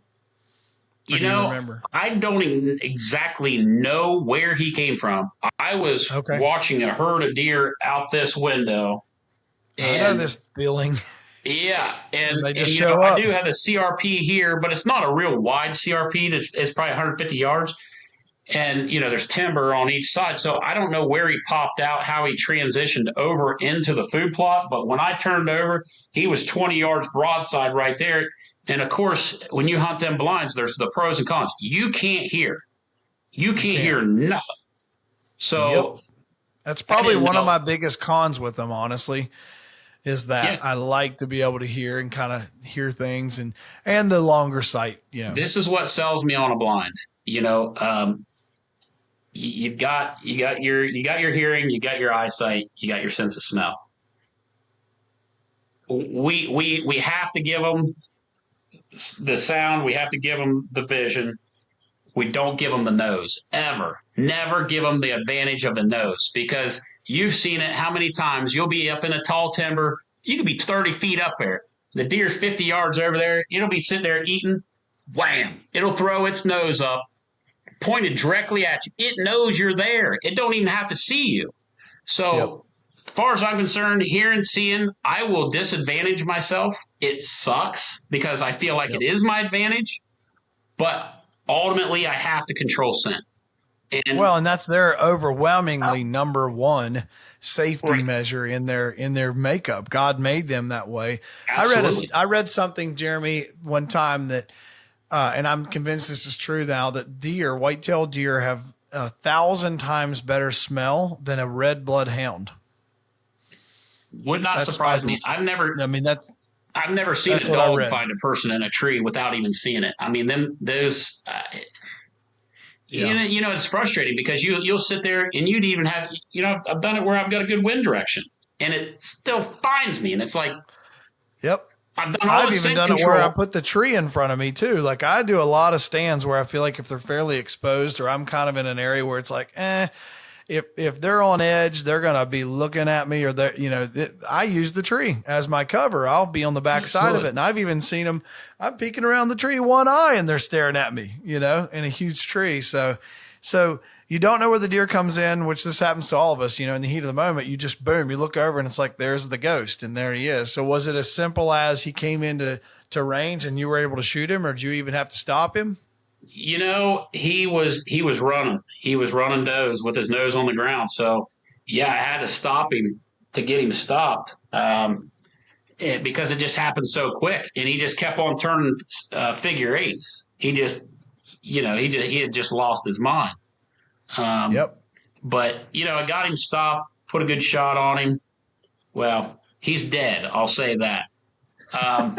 When I shot, although he was 15 yards, he was broadside. This deer dressed out at 220, so I figure he's 260, 270 on the hoof. He was a hog, right? Wow. 15 yards, you can't miss that, right? Oh, don't get me started. Yeah, you can. I've done it, but I'm with you. But I didn't miss him. But he wasn't birdie that I was there. He had no knowledge of me there. It was the distraction of the doe or the does and the other bucks. And he kept on just horsing around with them. And when I shot right behind his shoulder. So I'm shooting right here. Broadside, flat broadside.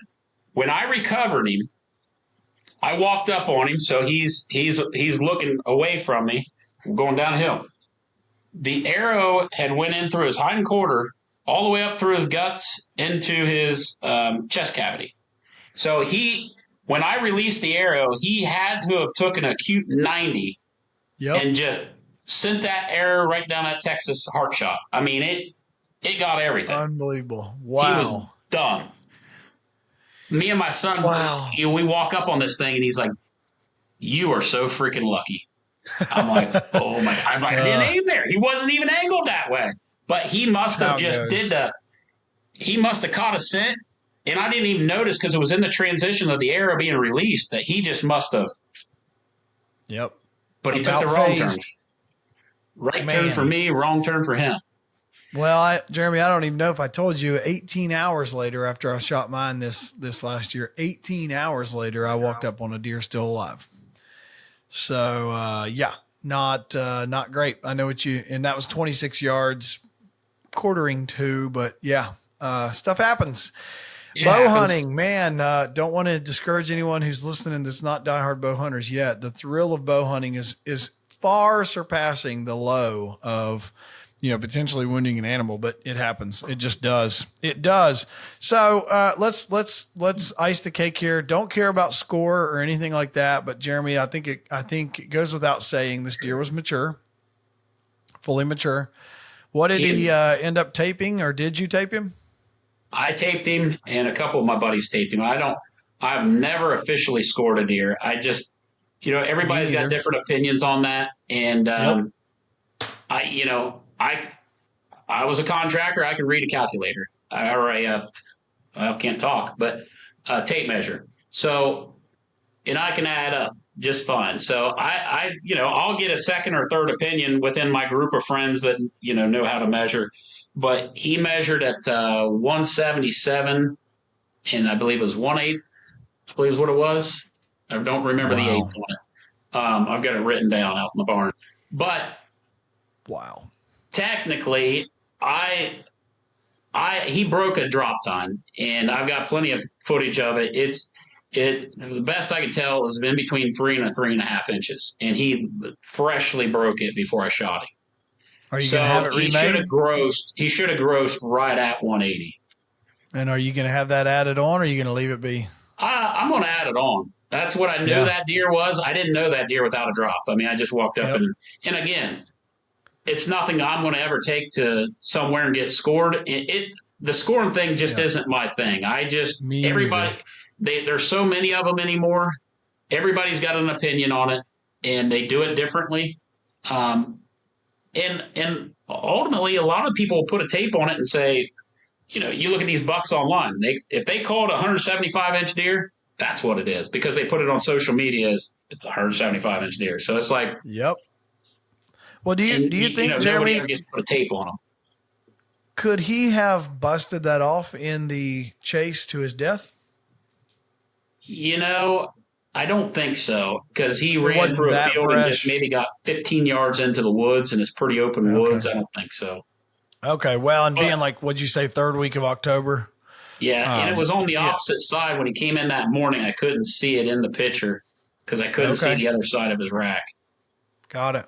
Well, being in the third week of October, those bucks they're as wild as they've ever been, and as mad and as swollen up and all that. Well, and I think you got to do a show about that time frame, because it's the kind of that lull, that October lull, is when I shot him. The myth. Yeah. The lull. It's a frustrating time to hunt, because you come off the early season of so predictable, so patternable, so grouped, and then you go into this, what is going on? Where are they at? You're starting to see some scrapes. And you're just waiting on that cold front. Just give me a cold front. Because, here in Ohio, up to this year, we've had pretty mild winters. And it just hasn't been getting cold to where these deer are moving during daylight hours. They've got their winter coat, but it's still 70 degrees. For sure. And if you're like me, Jeremy, I love to plant food, planning on these magical late season hunts. And for the past 2 years, prior to last year, the several years prior, it never even, even in the January muzzleloader, it wasn't even the dreamy weather that we wanted. I would have standing bean fields or standing corn. And it was like, it's just not the weather that we're wanting. And Ohio has one of the longest seasons, if not the longest, in the Midwest. And I couldn't take advantage of it. It sure did hit this year for sure. That's when I killed my deer, January 20th. That's the latest I've ever killed a deer in Ohio. And brutal, bitter cold, brutal cold, negatives. But that's what it takes. And you look at them guys out there in Iowa and Kansas and things where the weather gets nasty, and them fields are just full of deer and bucks. And it's like, it was finally that way here in Ohio. You go drive down any field and the deer were just herding. They had to get on their feet. They had to paw at the frozen ground just to try to get anything they possibly could. So, it was such an advantage this year to have that cold weather come through, because it was like a deer. I don't know what you thought, but I didn't get to hunt the late season, but it felt like it was an entirely different deer season. 100%. All the strategies, especially you throw in all your food plots are smoked. You're like me. All the food plots are smoked. All the stuff that I had hoped would be there wasn't. So we're relying on either bait piles, feeders, or natural movement. And don't hear me, we'll go on another episode about this, but I don't love to hunt bait piles. I don't. I use bait as a tool to get a deer to a direction or to get a deer upwind of where I need them to be when they would normally get my wind or whatever. I use it as a tool, but yeah, not only did nothing grow where we had some, to me, consistent movement to food plots and consistent movement for natural foraging. With the drought, you had acorns dropping early. To me, you had acorns dropping early, and then you had red oaks dropping late, but they did not get the size that they needed to be. So these deer in the late season were really, like you said, struggling to find food. It was magical in this late season. That October cold front, I honestly, the biggest takeaway I have from last year's season, other than it being one of the most grueling seasons there was, is that I'm going to make the best of October, because I haven't made the best of October in the last handful of years. I think October is like your hunt, that scenario. I think October is one of the best times to kill a big buck if they're you so got vulnerable. the scenario right. They're so vulnerable because they're Yeah, just and they're not curious. chasing. Yeah, they're not gone yet. They're still on that pattern. You know, they're starting to, but they're not that deer that's 2 miles away like they'll be in 2 weeks from when you shot yours. Yeah, they're still starting to get out of bed a little earlier and just snooping around and sniffing around and marking their territory. Checking scrapes. Yep. They're getting a little bit more, antisocial. That testosterone, as soon as that velvet sheds, it's just amazing how that testosterone, every day it grows. Like that. It just grows and grows. Yep. And they get to that point in your hunt, third week of October, they get to that boiling point. So I want to go one last place, Jeremy. We've been going a while here, but I know this has been beneficial for the viewers and listeners. Here's where I want to land and leave is for me, what's been most inspiring about your story and getting to know you and becoming friends is Jeremy literally is doing and has done what I am aspiring to do in my own life now, which is Jeremy's had the opportunity to buy some dream farms. He's had the opportunity to buy some dirt that he calls home. He's been able to bounce around, and I've not even been on any of his farms. It's just pretty obvious that you killing the type of deer he's killing, that he's got the right stuff. And I know Jeremy knows his stuff when it comes to what ground to look for. He sells it every day. So Jeremy, what I'm wanting is one of the questions that you picked that you'd love to talk about here is what I call the, it's the, how did you create legacy? It's the, tell the story and whatever comes to mind. If you could help just let the viewer and listener vicariously live through, if it's maybe your first farm purchase or a farm purchase that comes to mind for you, what can viewers take from? And I want to hear the stories, whichever ones you're willing to tell about your land purchases and how they came together. Yeah. So, again, it started back when, I started working the plumbing business and trying to position myself. I knew I wasn't going to be able to get there off my payroll income. I needed to do other things. I needed to subsidize my income. And that's when I got into rentals, residential rentals. Okay. And I was a handyman like yourself, kind of like you with your flip background, but I kept them. And I'd fix them up, get them rent ready, and I'd do it. And me and my partner Bethany, she was also in it. I will say, if you have a partner in business and you got the like-minded, it is nice to have a partner. I was very fortunate to find a good partner right out of the rip. We had differences on some things, but that's good. That's what that's about. But we were able to build our portfolio up to 48 rental units in this area, which give me some income to do other things. So in 2006 is when I bought my first farm. It was listed for $550,000. It was a 65-acre farm with a house, barns, free gas. I still live there, and I'll tell that this is public knowledge. I'm not. It is what it is.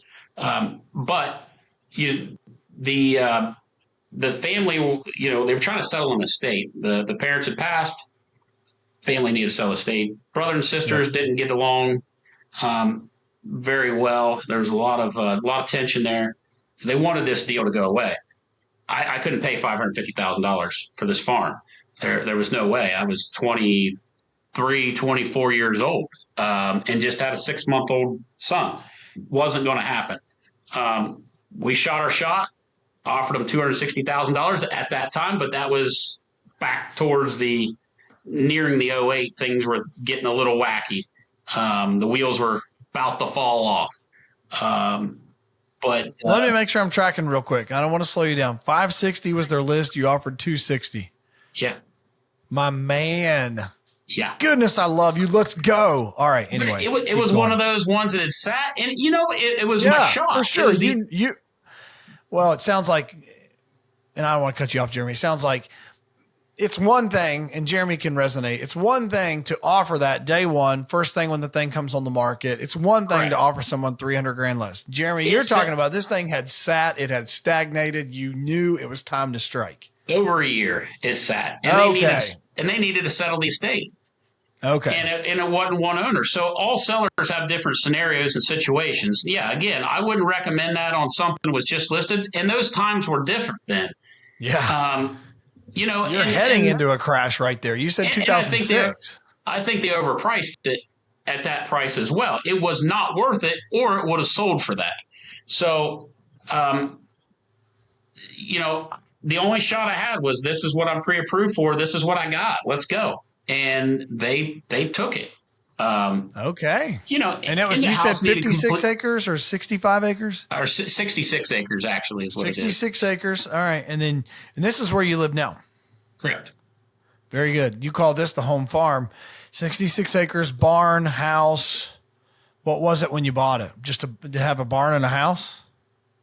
Pool barn, bank barn, and then 1877 farmhouse, 2 stories farmhouse, which I went in the upstairs, gutted all the plaster, re-insulated, wired it, did a bunch of renovations to it. Same with the barn. And then the bank barn, over a couple more years, again, everything's got to pay for itself. I need to offset cost. I still was tight. I got into the wedding business. So I have a beautiful 1877 2-story bank barn. We dug a pond, built a big deck off of it, put chandeliers in it, rewired it, put stonework on the exterior, put a parking lot in, got the property rezoned, planned rural development through the township. The Bern Township down here was very, very good to me, and approved that because they see with the changing of times. And I talked to a lot of young farmers and property owners about this, about planned rural business.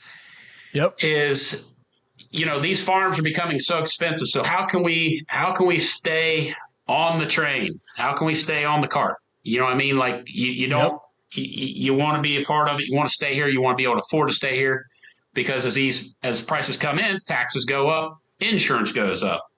And then your next generation that wants to stay in the area to try to buy, they can't. So how can you stay in an area that's growing? So the planned royal business was, and still is, and still the way I purchase properties. How can I get it to pay for itself? So I got into the wedding business, and I did that for, and all the tourism. I did that for about 8 years. Probably year 6, I started transitioning over into cabin rentals, getting into the cabin rentals. When I was into the wedding business, they do their wedding here. We get them a cabin or stay in one of the cabins. Worked real well.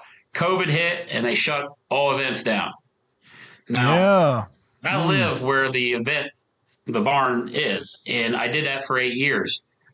They shut us down. No more events. That whole summer we were done. And so I had a whole summer of peace and quiet, and not having to be meticulous with my grass and a weed in the flower bed, or a light bulb needed changed, or whatever it may be. I just had reached to the point to where I went to my business partner and I said, okay, I've got to, it's solely mine, but I just like yourself, we'll bounce things off of each other. Just general business or life situations. But I went to her and I said, I'm just having a hard time opening it back. I don't know what I want to do. I don't want to open it back up or get more into the cabins, or, she's like, well, a simple question. Does it bring you pleasure? And absolutely not. It doesn't bring me pleasure anymore. She's like, there's your answer. Shut it down. So I did. So I've got a great facility for family get-togethers if you ever need it, Tyler. I generally host the family reunion. Just stuff like that. We've got 105 agents out of our brokerage. We'll have like a summer get together out here, the pond and the barn and stuff like that. So it's still being utilized. Yeah. And is this where I've met you at? This is the barn we're talking about. Yeah, Yeah, the it's bank. There's a beautiful. bank It's barn awesome. behind the pole barn. I don't know if you've seen the pole barn up behind you, but I don't know. What's a bank barn? I'm going to play dumb. bank barn. It's built into the bank. Where like the old traditional Oh, style. You, I'm like thinking, man, is this some kind of Ohio term I don't even know about? What's a bank barn? you But hey, like the bank repoed it. yeah, no, not that. Okay, bank. Well, you know what? That I'm from West Virginia. We should have stole that. I never heard of a bank barn, but that's all we had. That's all you Yep, have in West Virginia, a that's all bank they barn. are. Like, all right. So, all right, I got to back you up because I didn't want to stop your train of thought. But you bought this place, 66 acres. You got it for your 260. Okay. Can you even remember, Jeremy, what did the process look like? I mean, just walk through. We're vicariously living through this story because this is so fun. I love hearing people's Yeah. story and their journey. So these old How'd houses, it go? this thing was on a spring, so it didn't have a drilled well. So I mean, there was just little hiccups. I mean, it's such an old place and been in the family for so long. You know how it is. A lot of these lending deals are pretty fragile. Yeah. Anything an underwriter don't like. Now, I will say, when I bought this was probably the best time to buy it because they were just right. You want Oh pre-approved? yeah. Here you go. Do Here you do you go. have a pulse? Everybody gets a house. Everybody gets a house. Well, I got a farm. Yeah. Oprah Winfrey in here in the real estate, and then we have Uh-huh. 2007.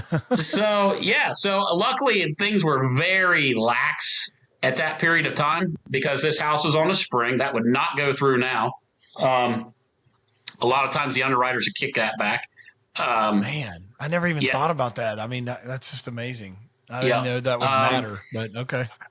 Yeah, I mean this house needed everything. I mean it needed completely gutted. I mean it needed a lot. It was nothing like what it is now. Not that it's fabulous now, but it's better than what I bought it.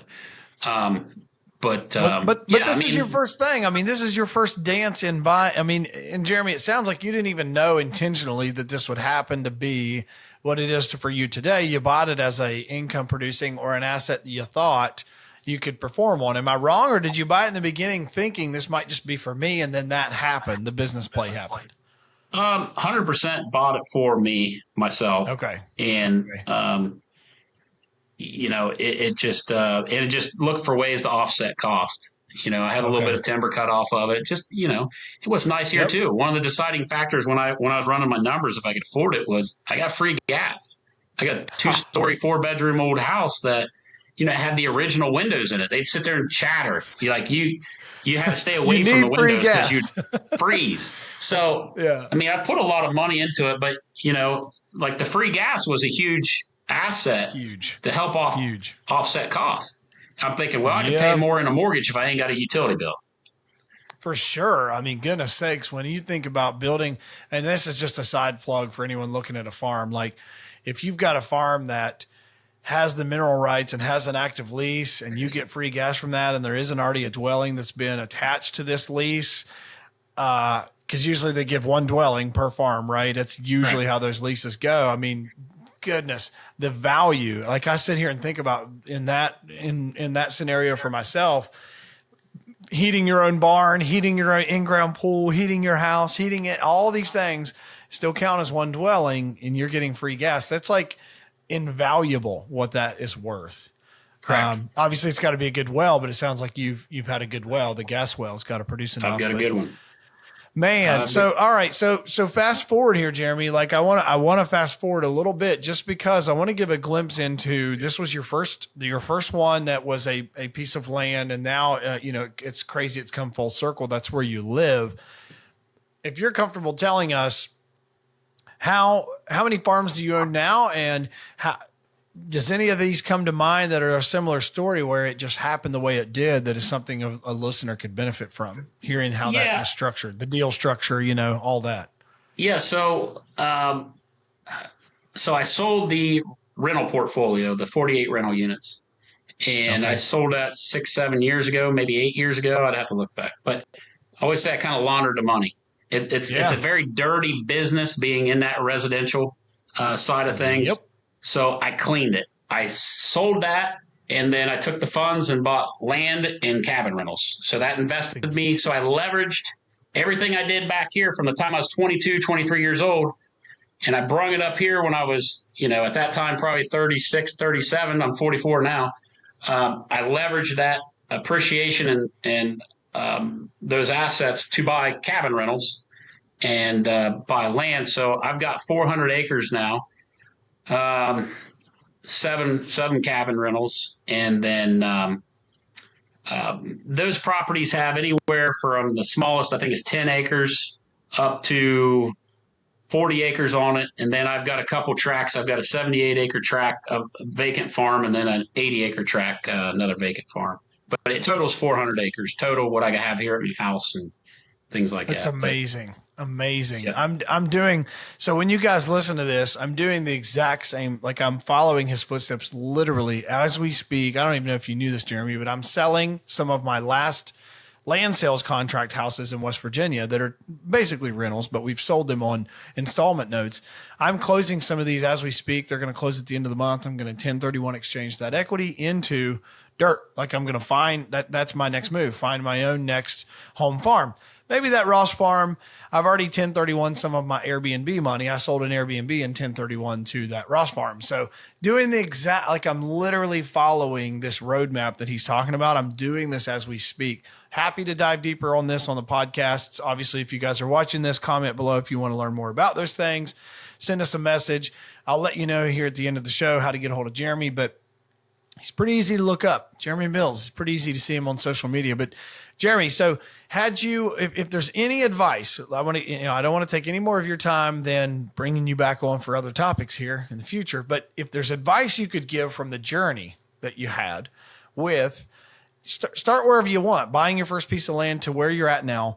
If there's a piece of advice or that legacy, this is the thing that I love telling our viewers is you've been able to see and build legacy yourself. You've been able to build a legacy through land, through your own journey. What's a piece of advice or a takeaway you've had during that journey that you wish you'd have known in the beginning, or something you'd like people to learn from your own mistake or your own learning as you've gone?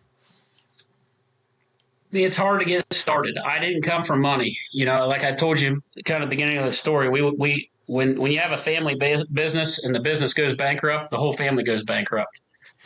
So, Yeah. you know, losing I didn't have to lose my house. I didn't have to lose my car or stuff like that. But I watched my parents go through that. So, Yep. It's kind of, it's horrible to watch that. I mean, you never Yeah. want to see your parents hurt. For sure. And so, I started at ground zero. So don't tell me you can't do it. I didn't have no funding. You're lying to yourself. You're lying to me, because I did it and I ain't nothing special. I just showed up. I stayed accountable and I worked forward. I had a goal, and I set a goal. I will say, if you can set a goal and move towards it, you're unstoppable. But if you think you're going to scratch off a lottery ticket, don't waste your money on lottery tickets, and just go to work, put the money back, buy real estate as soon as you possibly can. Get your name on real estate yesterday. Yes. If you don't, most people's jobs are not going to pay you enough to be a player in the game. Your hourly rate is going to take out your insurance, your food, your car, your vacations, your kids, the sports, blah, blah. It goes away. It vanishes. And then you got to go back tomorrow and keep on grinding. The only way you're going to advantage is appreciation through real estate. Tyler said it right from the rip. If it's a quarter acre and you put a camper on it, rent the camper out. There's apps that you can't afford to get into the residential game of standard rental houses, or you can't afford to get into the cabin rental. Think outside the box. Get a tiny home, get a camper, do something that income produces, because the more income produces you do, it offsets debt. And then when you sit down with the lender, they can tell you're not a yahoo and that you got your stuff together, and that they're going to pre-approve you once you get your income up, but you're not going to do it on your day job. Chances are. I never could. Yes. So, and again, man, I thank you for saying that, because I get so annoyed when people look at either my journey or yours or whomever's. I wish I could be Lee Lakowski. Well, go study his journey. He changed his Right. entire life to get where he's at. He made decisions that affected his entire life to get where he's at. And you did the same thing. I did the same thing. Everyone has done the same thing. There is no easy button. There is not an easy button to owning dirt. And the deflating thing that we let's get it out in the open. It's not getting any easier. Okay. It's not getting any easier to own dirt, own your own piece of dream dirt. But that's why I started this podcast. I literally want to help empower people on the journey to make that more achievable to buy your own piece of land. So I love it. It's basically just get started. And I think it's Bill Winke that everybody quotes all the time that, the best time to buy land was 20 years ago. The second best time is today. And I think that was a Bill Winke. Again, check his story out. He's done everything there was to do. He did everything he had to do, the ugly, brutal stuff to get to the place where he's at today. And your journey has been awesome for me to watch, and it's empowering, and it's something I look up to. It's been belief building to watch and see. And that's just awesome. I love it. I love it so much. Last thing, we've talked a ton about Jeremy and who you service and how, successful. And I'm going to say it because he's too humble, but how successful he's been in the space. He's an accomplished hunter and somebody I look up to a bunch. So Jeremy, what is the ideal client for you? Who is the ideal client, and how do they get a hold of you? That's what we're going to leave with. Yeah. And where do you service? Just so where do you service? Yeah, the contact's kind of a wide range anymore between phone calls, email, text, Instagram, Facebook. Some people call in the main brokerage office to get me. But my ideal client is I like people that are vulnerable, that are good listeners. I don't know it all by no means, but I do this, and there's I can name a few other guys in the land business that they do it like I do it, and they are great at what they do, and I would listen to them. Like they just they're not competition, but they're just really good guys and girls that do an awesome job. But the biggest thing is just having somebody vulnerable that believes in you, that you do have their best interest at mind. And then, because the way again, going back to the plumbing thing, I've always been raised in a service business. So you didn't sell one job. Like if we came to do your plumbing, we would end up doing your aunt's plumbing. We do your grandma's, we do your uncle's, the other neighborhood friends. So it was always about keeping contact with that person and repeat business. So I'm not going to sell you something that you're going to come to me in 2 years and say, I want to sell it. And then like, well, that ain't a marketable piece of property. You know what I mean? So if, I want that person vulnerable and to trust me and let me coach them, because I have went through all the errors in the past 15 years. So I wouldn't say all of them, but the bulk of them. I can prevent a lot of those pitfalls a lot of people fall in. And like I said, my thing is too, don't let me just coach it. Let me send you the emails of listings that are in the area you're looking at, so you can educate yourself in a sense. So when we sit down, we can talk educated of what are we going to do with your dollars? How are we going to spread this? What's the best that's going to work for you? Because everybody's situation is different. Yeah, for sure. So obviously, Jeremy, it's not just land though. People, if they're looking to buy a cabin in Hocking Hills, or they're looking to get into the vacation rental industry, you can help them with that. I would think you can help them in the land space. Like what all do you service? Yeah. So, I cover commercial property. I've sold a lot of businesses, a lot of commercial property, a lot of houses. Cabin business has been an increasing business. I do a ton of cabins. We have a property management division that I'm part owner on that. So I know the ins and out of all the back end numbers and expenses for all the cabins, what it costs to operate, what it should generate. So I'm not just selling a house. I'm in the business. Anything I've done, I've put my hands on it. I've done it.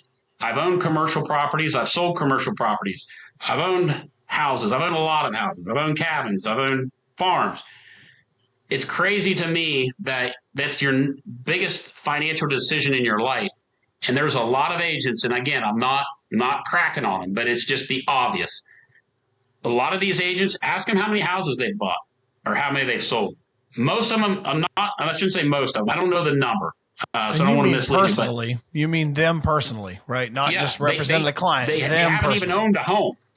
Yeah. but you're advising somebody else financially what they should. I know about all the emotions you can go through on, like I said, I was telling you before, I'm not into leasing commercial, but anything else, I've done it myself. I know the steps, I know the feelings, I know what to stay away from and what to go after. So I just think, you practice what you preach, and it's you wouldn't take hunting advice from somebody that's never hunted before. So why would you take financial advice from somebody that's never financially done anything like that? You know what I mean? It's basic Yeah. math to me. So Insane. So where's your service area? Where do you work? And how, if people want to get a hold of you specifically, or they happen to be in the area or looking in the area, where is your service area? the main office is Lancaster, where I work out of, where I hub out of. My secondary office that I work out of, I live in between Lancaster and Logan, and so basically right there at the Hocking Hills. So my area is mainly Fairfield, Hocking, Vinton, Perry, all the way down to the river. Athens, Yep. Megs. There's been a lot going on in Megs here lately, seems like. So yeah, I mean, as prices go up, that area kind of grows. People start looking different areas. So basically, most of southern Ohio, from central to southern, down to the river. And the easy one, how do people get a hold of you? Yeah, my phone number is 740-503-6648. Text or call me. Like I said, if I'm on a phone call, I'm not answering the phone, shoot me a text. I work 7 days a week, 24/7. I like the phone calls to maybe transition to email about 8, 9 o'clock at night. But if you need me, you got to get a hold of me. It's important. I understand the urgency. Call me. I will get back to you. Maybe at a family event or out to dinner or something like that. But I will definitely get back to you.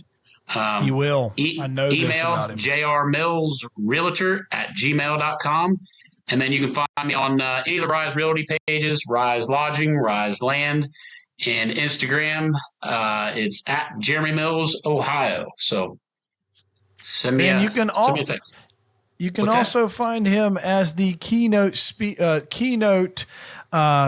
What's the word for it? But the talent artist on the head covers of Browning, all their social media posts. Jeremy is Yeah, I their don't think poster child.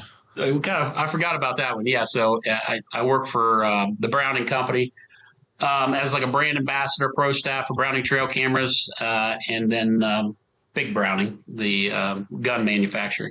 So that's been a great relationship. That's been great for my just my sales experience and marketing. I'm working with some of the top salespeople in the country. I mean, I'm working with people. Yeah, I'll do 5 or 6 shows for them a year, and basically I go in and besides the content creating on my time, but I'll go to 5 or 6 shows a year and I sell to stores, product to stores. But I'm working with retired astronauts, people that graduated from Harvard. Just people with just such a massive wealth of knowledge. Fighter pilots. It's just a cool experience to tap into what they do compared to a small little business owner like myself back in Ohio. It's nice to be to get that experience. Yes, for sure. So if you're looking to get outfitted with Browning products, Jeremy's obviously a wealth of knowledge there Yes. as well and can help you. I think you're a Banks guy as well. Banks Outdoors. Yep. Banks Outdoors, great family owned Alps. business. Yep, good people. Yep, and then Hunter Specialties, I think you said, and so Yes, I was big proud of that one. That one was my ultimate goal that I set when I was a teenage hunter. Everybody cut their teeth straight out of Hunter Specialties. It's the oh Pat yeah, Reeves and with Greg Miller and all of them. They all pretty much stand pots, and all of them they come through Hunter Specialties. yep. So I got that position about 4 years ago to go on their pro staff, and absolutely love it. It's just a great relationship. What's that look like? I don't want to derail anymore, but what does it look like being pro staff for Hunter Specialties? They've opened it up, and if it's something people want to do in that industry, they have opened it up. It used to be you had to be television. Television was everything, or you had to go work, like a trade show conference, like a Deer and Turkey Expo or something like that. They'd bring on staff members for that, so it was very small. now with the social media things, they've opened it up. And if so a lot of just contact creating. Again, I do film my hunts because I'm with the Break TV. We still Yep. produce that show. So for me in my situation, I'm still filming hunts and creating content, reels, photos. A lot of stuff like what you do for yourself. I mean, it's Yep. so if you start playing with that and just on your own time, um, it's not impossible to get on with these companies. You got to go to the right shows, but don't make dumb posts. Keep a clean resume. Well, I'm out. Try to keep. Well, I shouldn't say dumb. Try to keep it PG. I know, I'm messing with you. But and show what you can do, and these companies will join on. You may start at a small company. We start at companies that don't even have a name anymore. They're dissolved LLCs. They're just that's where you start, and then you end up where you're wanting to go. But again, the scratch off lottery ticket mindset. Nah, No, not a you thing got to anymore. work your way through. There is no American Idol of the hunting industry for sure. No, sir. Well, listen, this has been awesome. We could go on and on. I'm going to bring Jeremy back on as we progress through things that we're working together. We've got some rather interesting deals that we are both neck deep together in. Jeremy's got a few listings of mine that, we got a few that are going to be story worthy as this all unfolds. But I've been really, really impressed with Jeremy. Thankful for his friendship and just professional help in the business. He's been really helpful to me and my company. And hopefully what I've told him since day one is, I hope this is a mutually beneficial relationship, although we have not closed a deal together yet. As of the time of this recording, we kind of both know that, like you said in the beginning, it takes a little bit to get that pipeline built up, and we're basically building one together of some exits we're going to have together. So I'm just really excited about the future together and how much he's been able to help me. So can't thank you enough for being on here, Jeremy. For anyone who's wanting to work with Jeremy or be in the Southern Ohio area, cabins, land, even in the commercial business space or even in any space, Jeremy's got expertise. And I know that if he would, get into an area that he isn't feeling like he's the expert in, he's going to tell you who to connect with. He's really, really well connected. So absolutely. Thank you a ton, Jeremy. We'll have to have you back on when we talk more hunting-isms and food plot strategy and all the other things. I'd love to even do one with you sometime on just the idea of cabin rentals and maybe having a farm. This thing that I think Jeremy really perfectly embodies is the owner of a short-term rental that happens to have acreage that you can hunt on. Yes. Jeremy's the guy that can put that unique niche together. We'll have to do we'll do another episode on that one, Jeremy, but I will leave you be at this point. Thank you guys for listening. If you've listened this far through, hope you guys are getting benefit from this stuff. We really do try to be intentional with not just bringing people on to shoot the breeze and kind of, talk about just like the hunting story, but really to help paint the picture of how it takes a village to really be successful in anything you're doing. And Jeremy's definitely part of my village. So we'll talk soon, my man. Thanks for having you on. Thank you, Tyler. See y'all later. Yep. And that's going to wrap up this week's episode. If you're finding value in this content, we'd love to hear from you. It'd mean a lot if you could share with us how this podcast is helping you on your journey and let us know of any topics you'd like us to cover in the future. Be sure to connect with us on all social platforms at Legacy Acres Land Co. and subscribe to stay updated on when new episodes drop. We hope you've enjoyed this week's episode of the Legacy Through Land podcast, and we'll see you next week.